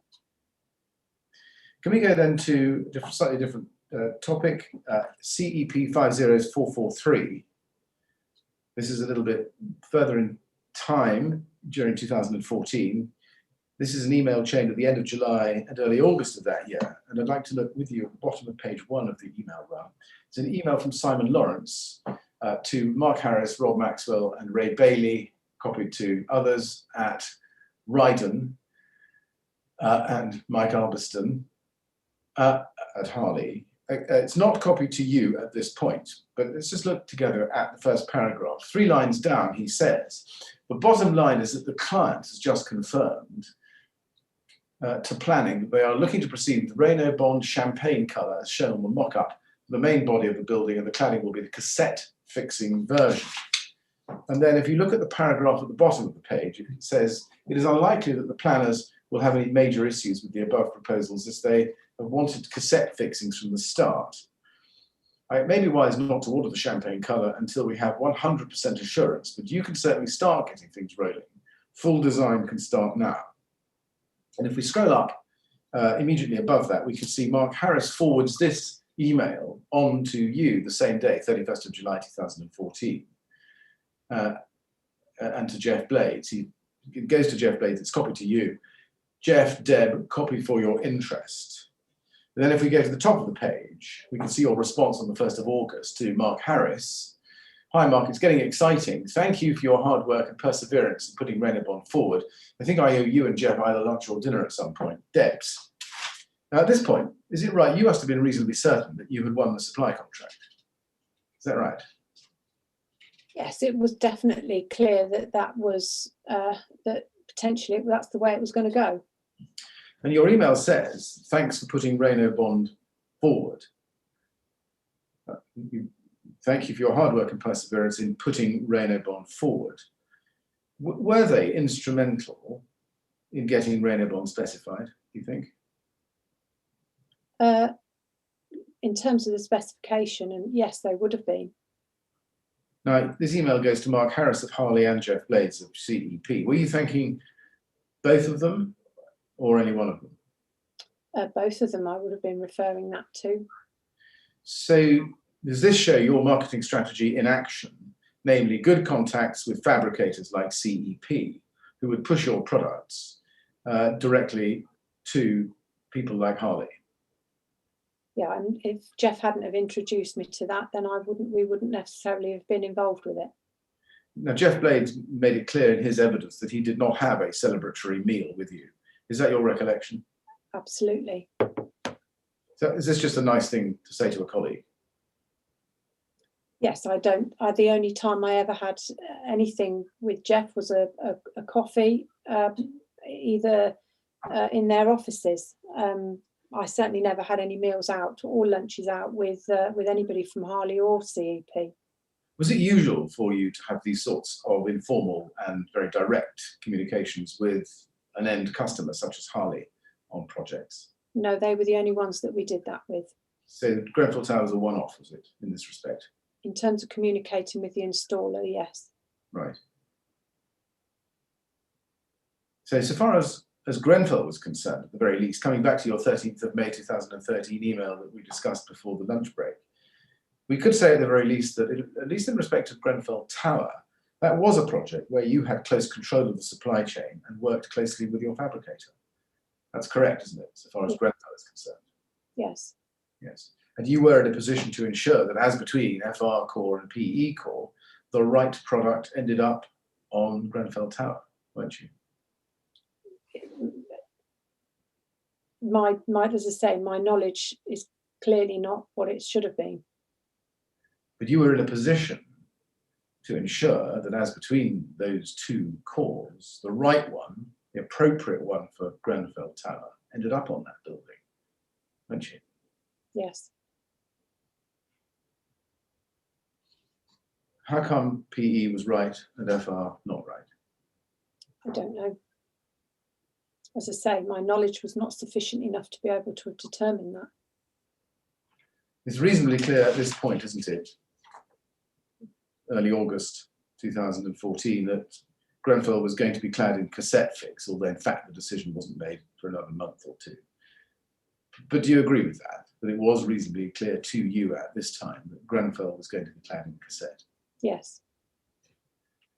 Did you mention any particular risk with that fixing method as opposed to rivet? I don't recall doing that. Right. Is there a reason why not? So I think my knowledge was lacking in being able to do that. Can we go to your second witness statement, please, at page 18? I'd like to look with you at paragraph 65. You say there, I would again repeat that I had left Arconic's employment over 2 months before the products were ordered for the Grenfell Tower refurbishment project. I therefore had no involvement in the final ordering or supply of products. I would also repeat that Arconic was involved only in the manufacture of a raw product, which it supplied to specialist fabricators and installers of cladding systems. Arconic was not involved in the design or specification of materials for building projects. That's done by Arconic's customers or the people with whom they contract. Now, Ms. French, having looked at your involvement in the project from March 2013 up to the later part of the summer of 2014, when the panels ultimately used were agreed, do you accept that what you say here in this statement of paragraph 65 is wrong? I wouldn't say it's incorrect, because at the time that was my understanding. Is not the truth that you worked extremely hard over a number of years with direct contact with CEP, Studio E and Harley to make sure that Ray No Bond PE 55 was considered by the architect on the Grenfell Tower project and accepted by the RBKC planners? I worked with CEP and Harley to provide them with all the information that they needed, yes.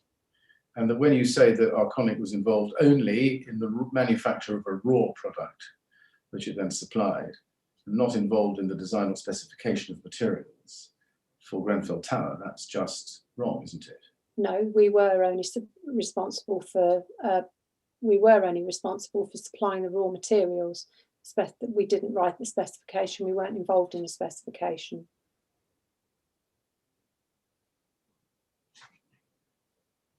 And I would suggest to you that when you say what you say here, in all respects, this paragraph represents really an attempt by you to distance yourself from the choice of cladding materials made for Grenfell Tower, which in fact bears little relation to the facts as you have accepted them to be.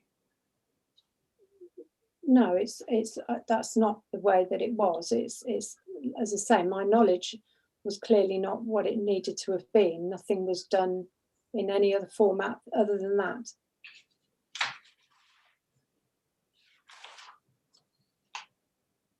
Now, you say you played no role in the design of the facade at Grenfell Tower. You say this essentially here, you said it just now, and you said in other parts of your witness statement, such as paragraph 82. Did those in charge of design, whether it was Studio E or Harley or anybody in that chain, ever discuss or seek to discuss fire performance of cladding with you? Not that I can recall, no. Did they ever seek to discuss the difference between PE and FR core, so far as they knew it existed, with you? Not that I can recall, no.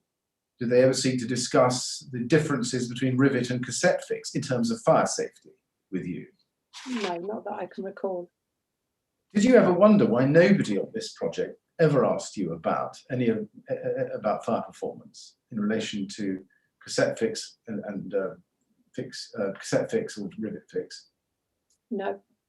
Did you ever wonder why nobody ever asked you about the difference in fire performance between FR and PE? No. How did that lack of questioning compare with your other customers that you had dealt with over the years up to 2013 and 2014?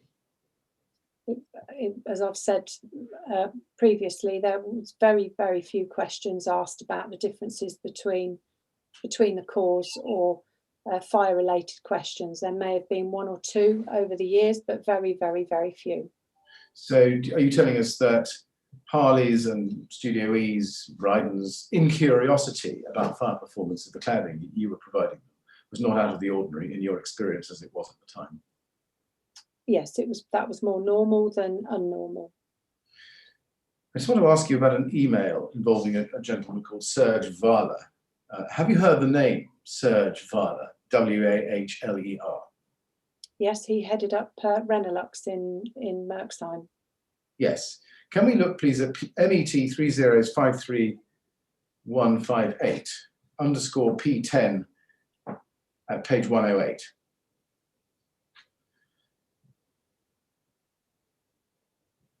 This is an email chain from October 2014, and you are not copied.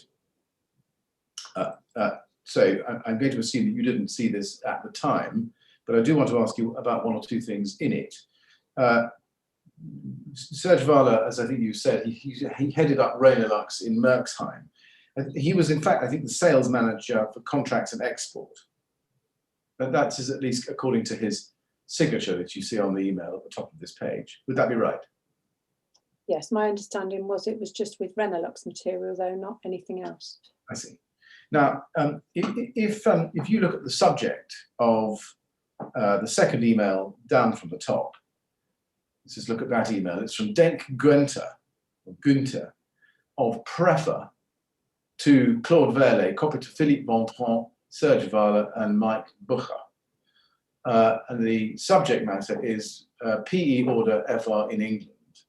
And the question is, hi, Mr. Verler, due to the circumstances, we need your help with Renebond in England. The question is, when and for which building classes should the PE or FR core be used in England? We're supposed to give the customer an answer by 12 noon today at the latest, exclamation mark. Thanks in advance, best, Günther Denk. If you then go up the page, 108, we can see that Serge Wahler replies on the same day. Copy to Claude Verler. Hi, he says, you can do everything with PE in England. As we have customers there, can you tell me what you want to do in England? Question mark. Thanks in advance. And I should have noted the date. This is 17th of October 2014. And if you go to the bottom of page 107, we can see Claude Verlet's response sent only to Serge Vala. It's an internal message. Be careful. This is not the case. Debbie pushes hard for the PE prescriptions, but everything is moving to FR from the British standard to the European norms. Did you call him? Analyses of past figures are not necessarily correct. And immediately above that still, we see Serge Vala responding to Claude Verlet on the same day, 17th of October 2014, and he says, Claude, I called her, and she confirmed that so far only PE is used regardless of the project, no specific legislation. The customer at Prefer is delivering a construction project in London and wanted to know. And then if you go above that on page 107, we can see that Mr. Verlet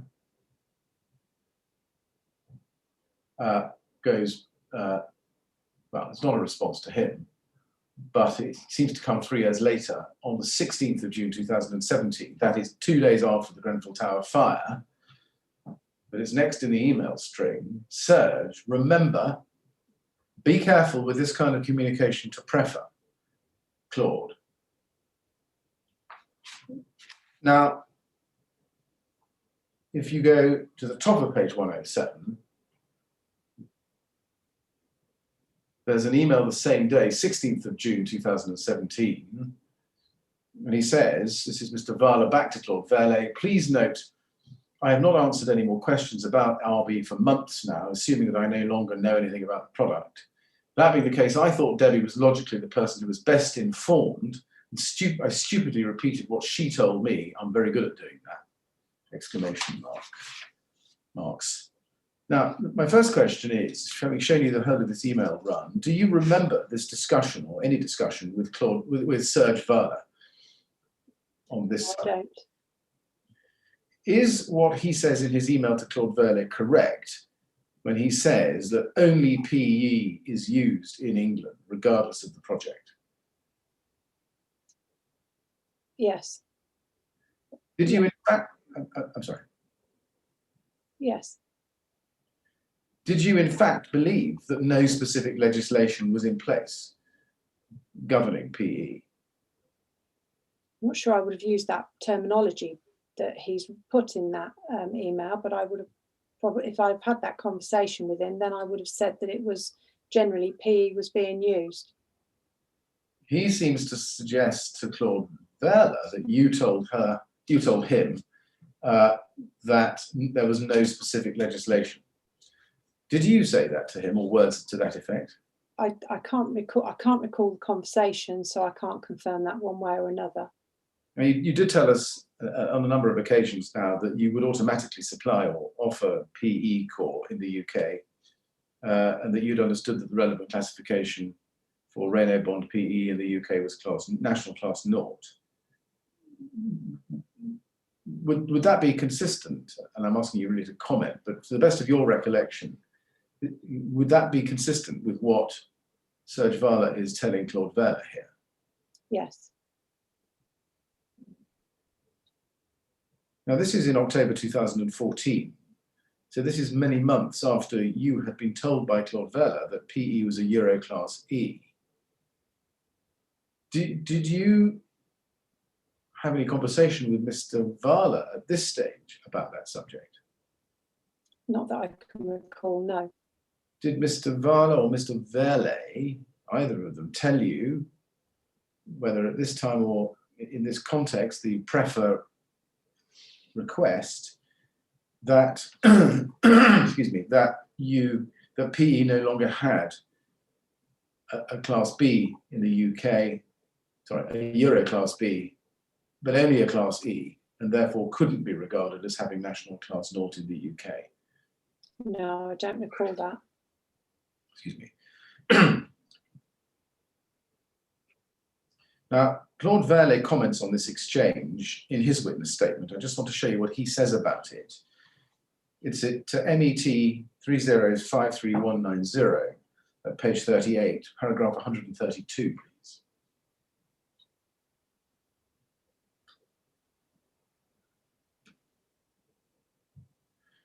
And if we look down the page, 11 lines down in that paragraph, you can see some italicized text where he's quoting from emails. And about halfway down, he says, by reference to his reply to Serge Varla, saying, "Be careful, this is not the case. Delhi pushes strongly for prescriptions in PE, but everything is switching to FR, transition from British standards to Euro norms. Have you called her? The analysis of past figures is not necessarily okay." So he's quoting from his own email we looked at together a moment ago. And he then says, that the last sentence meant, even in the UK, I expected there would in time be a transition to Euro norms. He says that, and then if we go over the page to page 39, still within this paragraph 132, the first line there, he says, at the top of the page, whilst I did not have any detailed knowledge outside of France, I was aware that different jurisdictions would have different regulatory regimes regarding the end use of ACMPE, and that in some countries it was only allowed for certain uses or at certain heights with certain test results. I was not aware of the regulatory regime in the UK and did not want people within Arconic, even in an attempt to be helpful, to provide any opinion on the suitability of particular products for particular end uses when they could not know the regulatory regime in that jurisdiction, how the product would be used as part of a wider system, or the nature of the particular building project.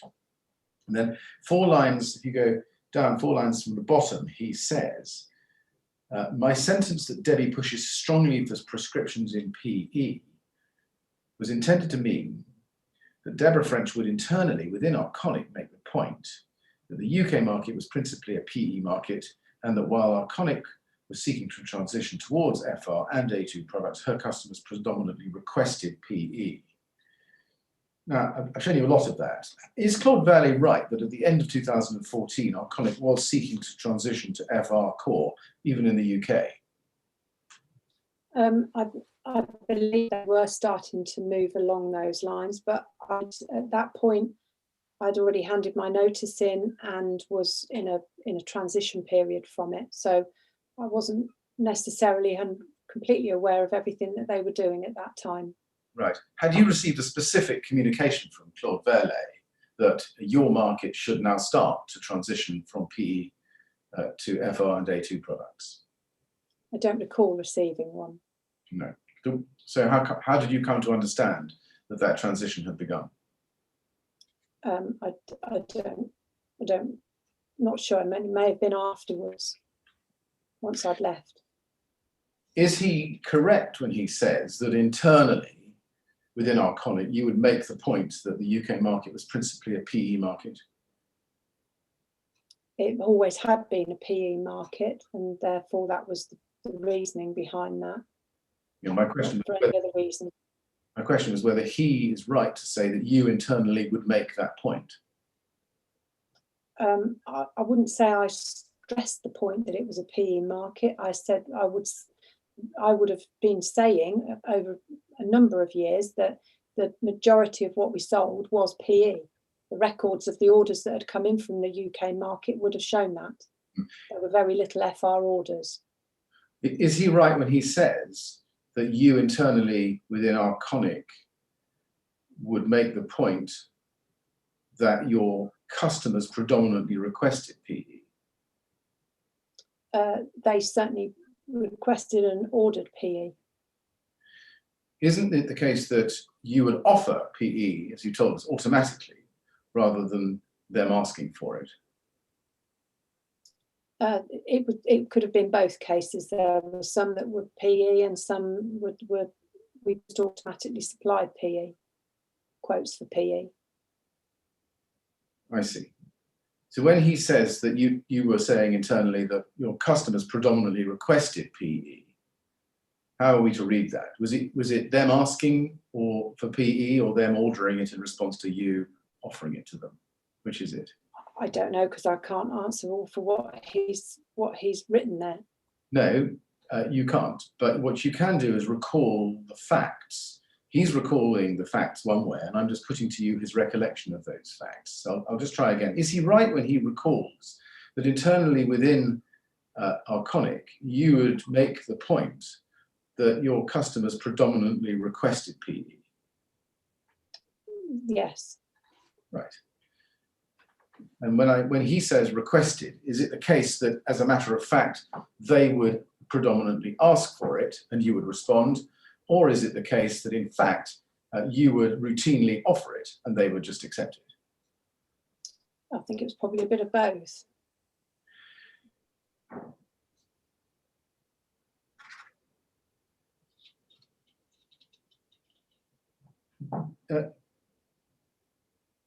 He explains here, as you can see a little bit further up the paragraph I read to you, that he didn't want people within Arconic providing any opinion on the suitability of particular products and particular end uses when they could not know the regulatory regime in that jurisdiction. Are you one of those salespeople whom Claude Verlet expected not to know the regulatory regime in England and Wales? Yes, I didn't understand the regime fully. Did you ever receive any instruction from Claude Verlet or anybody else at Arconic to offer no assistance or opinion on whether Reynobond 55 PE could be used for a particular project? I don't recall. Did you understand at the time that you, even if you knew or had good reason to suspect that PE was dangerous, you were still not going to offer any opinion about it, but would leave it to the client to decide? I didn't have enough knowledge to be able to offer any opinions, and I can't ever recall being asked the question. Did you understand the instructions you had, or at least the authority that you had in your job, that you should simply sell what you could to whomever you could without troubling yourself to understand the fire safety regime which applied? It was never thoroughly pointed out, or I was given sufficient training to fully understand the fire implications. It's just not something I had a lot of dealings with. Right. You see, what Mr. Verlet appears to be saying here is that it was a policy of Arconic to make sure that salespeople such as yourself offered no opinion at all about the suitability of products for end uses because you couldn't be expected to know the regulatory regime. Was that the way you understood it? Yeah, I mean, I wasn't aware that there was a policy to do with it. I'd not seen a copy of that policy, but I didn't have the knowledge to be able to do that, and certainly hadn't got the training. So, as far as you were concerned, is this right, that it was a policy that within Arconic, that you as the salesperson for Arconic should sell what you could without troubling yourself about the regulatory regime? Yes. Yes, and indeed without troubling yourself to understand whether the product that you were selling into a particular project was suitable under that regime? Yes.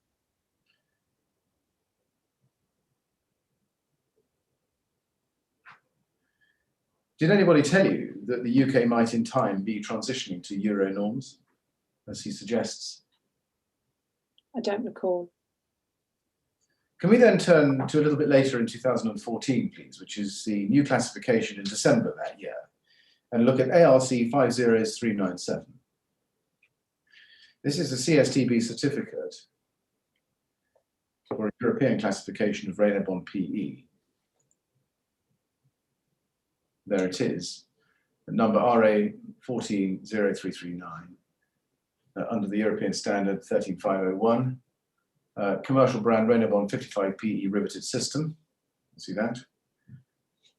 And the issue date is the 4th of December 2014. And if we go to page 4 of this document, we can see the classification C. C S2 D0. Now, do you remember seeing this document at the time, or around about the time it was issued? No, I don't. Can we go next to ARC 50395? This is another CSTB certificate for a European classification of Reynobond PE. This is RA 13 sorry, 0333, again under the European standard EN 13501. And if you look down again, the date's the 4th of December 2014. You can see that at the bottom of the slide. But this time, the commercial brand is Rainer Bond 55PE cassette system. And if you turn to page 3, you'll see that the classification is E. Do you remember seeing this document at or around this time? I don't recall it. Now, did anybody, to the best of your recollection, contact you or update you to tell you that there were now separate classifications of PE cassette and rivet fix, again, in the European system, 1C and 1E? I really can't remember. Do you remember any discussion about these new classifications at the time? I don't. As I say, I was literally still away from finishing, so I can't recall whether I would have been involved in that at the time or not. Indeed. And I think you left Arconic at the end of 2014, didn't you? Yes, I did. And you left Arconic for a new role at Taylor Maxwell, didn't you? That's right. I want to turn to that topic now. You say in your second witness statement, there's no need, I think, to look at it, but it's paragraph 12, that the reason for you leaving Arconic and joining Taylor Maxwell is that you wanted to work in a team, again, in an office environment. Is that right? That's right. And at Arconic, is it right that Vince Meekins replaced you? Yes, he did. But is it right he didn't come in for some months? I think May 2015. Is that right? It was some months. I couldn't confirm when it was, but it was some months after I'd left. Did anybody ask you to give Vince Meekins some kind of induction or handover? No. Do you happen to know whether Vince Meekins got any kind of handover from you or induction? No, I can't answer that. You say in your statement to paragraph 12 that you may have spoken to Peter Frodeck or Grenfell Tower as part of the handover process. Did you do that? I don't recall whether I did or not. It would have been in the early days of me leaving. I remember giving Vince some product information that I'd got left over. He had everything that I'd got, product information, brochures and some samples, I think. Right. So you gave him the Bba certificate, did you, among other things? No, I didn't give him any documents. I just gave him physical hard copies of brochures and some samples, I believe. I see. When you were leaving, did you have any kind of exit interview? No. Sort of download of what you knew so that could be passed on? No. Right. You say you left some brochures behind. Were those up to date? It's the best of your... I don't recall what the dates were on them. Now, Peter Frodeck says that between January and May 2015, he took a more active role besides Grenfell Tower Inquiry in the UK, more so than would normally be the case, and assist with ensuring that UK sales inquiries were dealt with. Was that something you can tell us about, or had you left by the time that he started doing that, do you think? He certainly wasn't doing that while I was there. Right.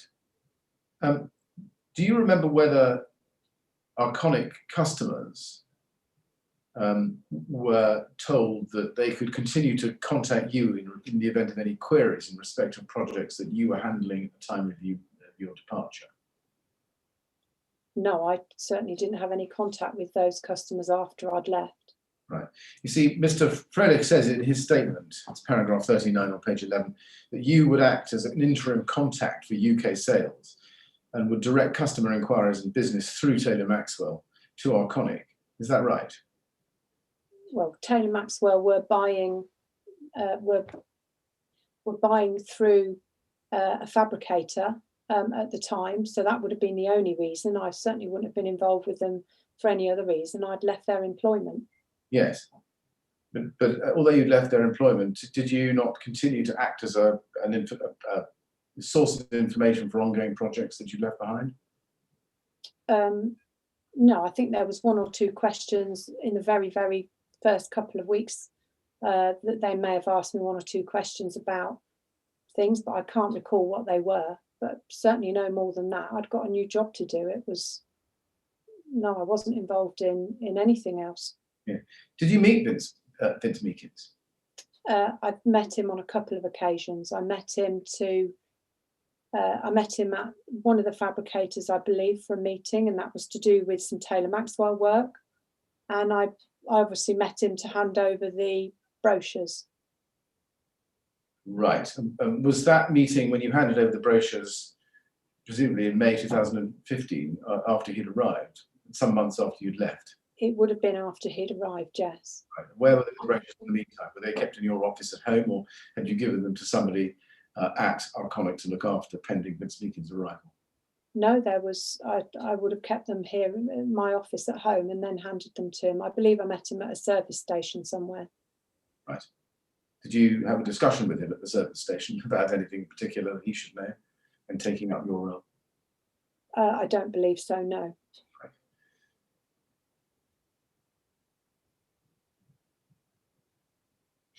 Can we look and see what you say about Taylor Maxwell in your second statement, please? This is the second statement of page 4, paragraph 13.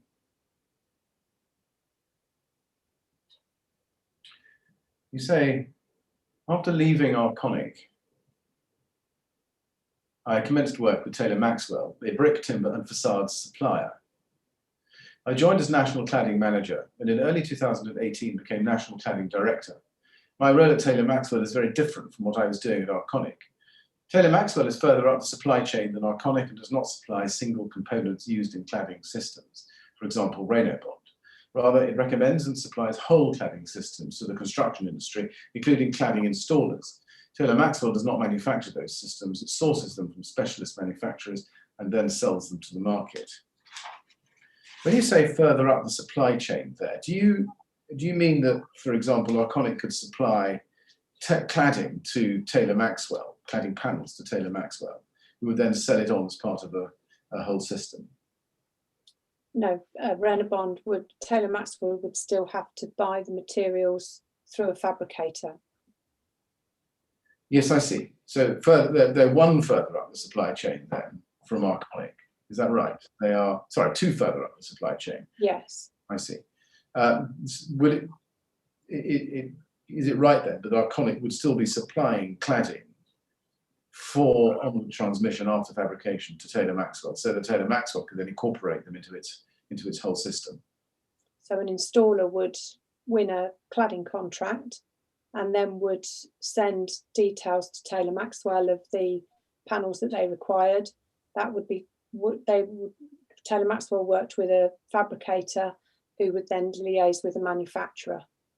So Taylor Maxwell, what were Taylor Maxwell doing other than acting as a middleman? Were they actually building the cladding system? No, Taylor Maxwell acted as a marketing and sales company. Right. So they were another sales link between the fabricator and the installer. Yes, they purely buy materials in from manufacturers and supply them on. They don't hold stocks of anything. They just act as a sales and marketing company. Right. Okay. What I'm really trying to get at is whether after you had joined Taylor Maxwell, you were in an indirect sense a customer of Arconic. Yes. Yes. Then in the same witness statement at page 14, paragraph 49, you say, as noted above, after my departure from Arconic, I took up a role at Taylor Maxwell selling whole facade systems to end users.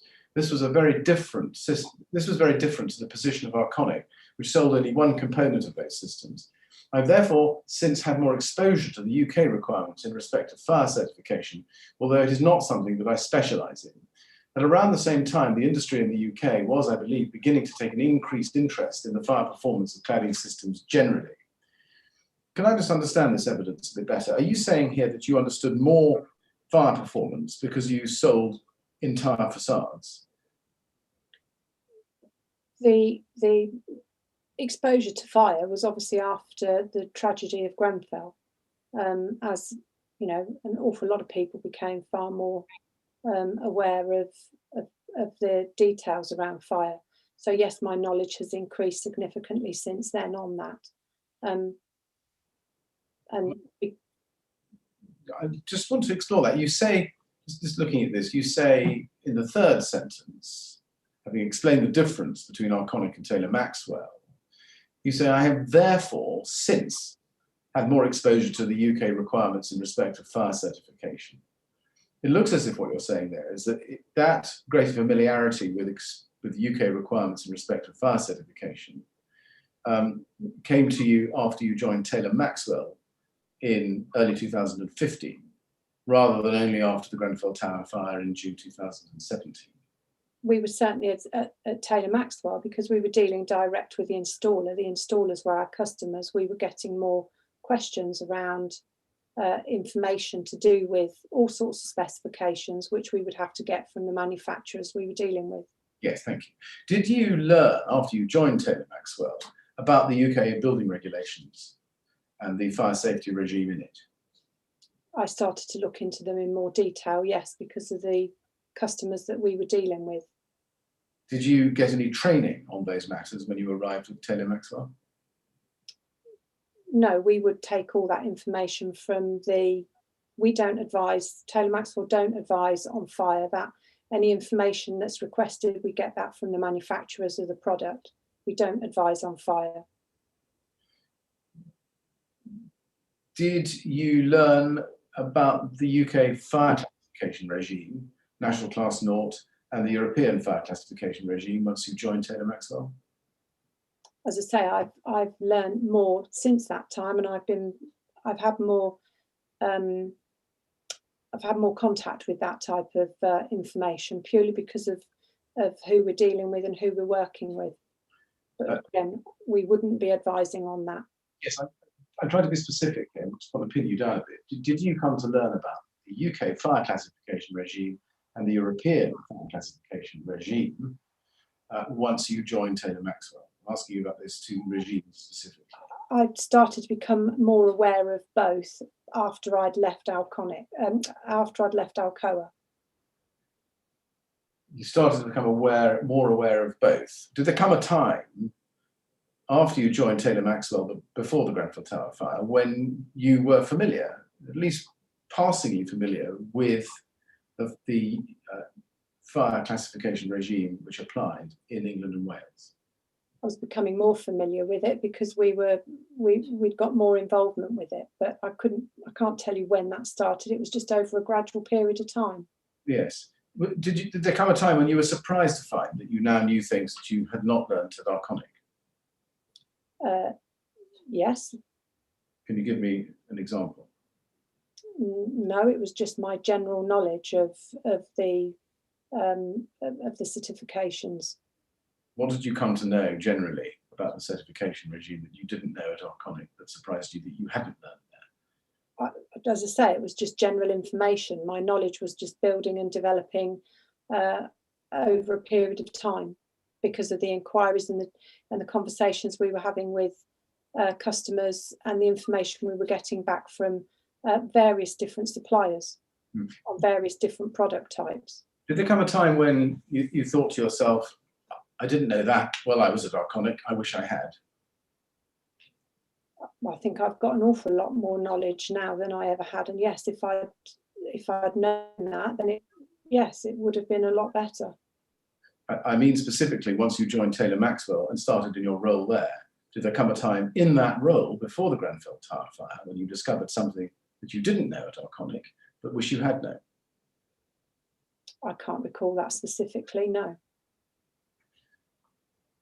Mr. Chairman, I'm going to turn to a different topic. I'm afraid I'm not quite finished. I'm not far from the end, but I think it's going to be impossible to finish with this witness, I regret to say. Apologies to her, primarily, and to you tonight, but I'm not going to be very long tomorrow morning.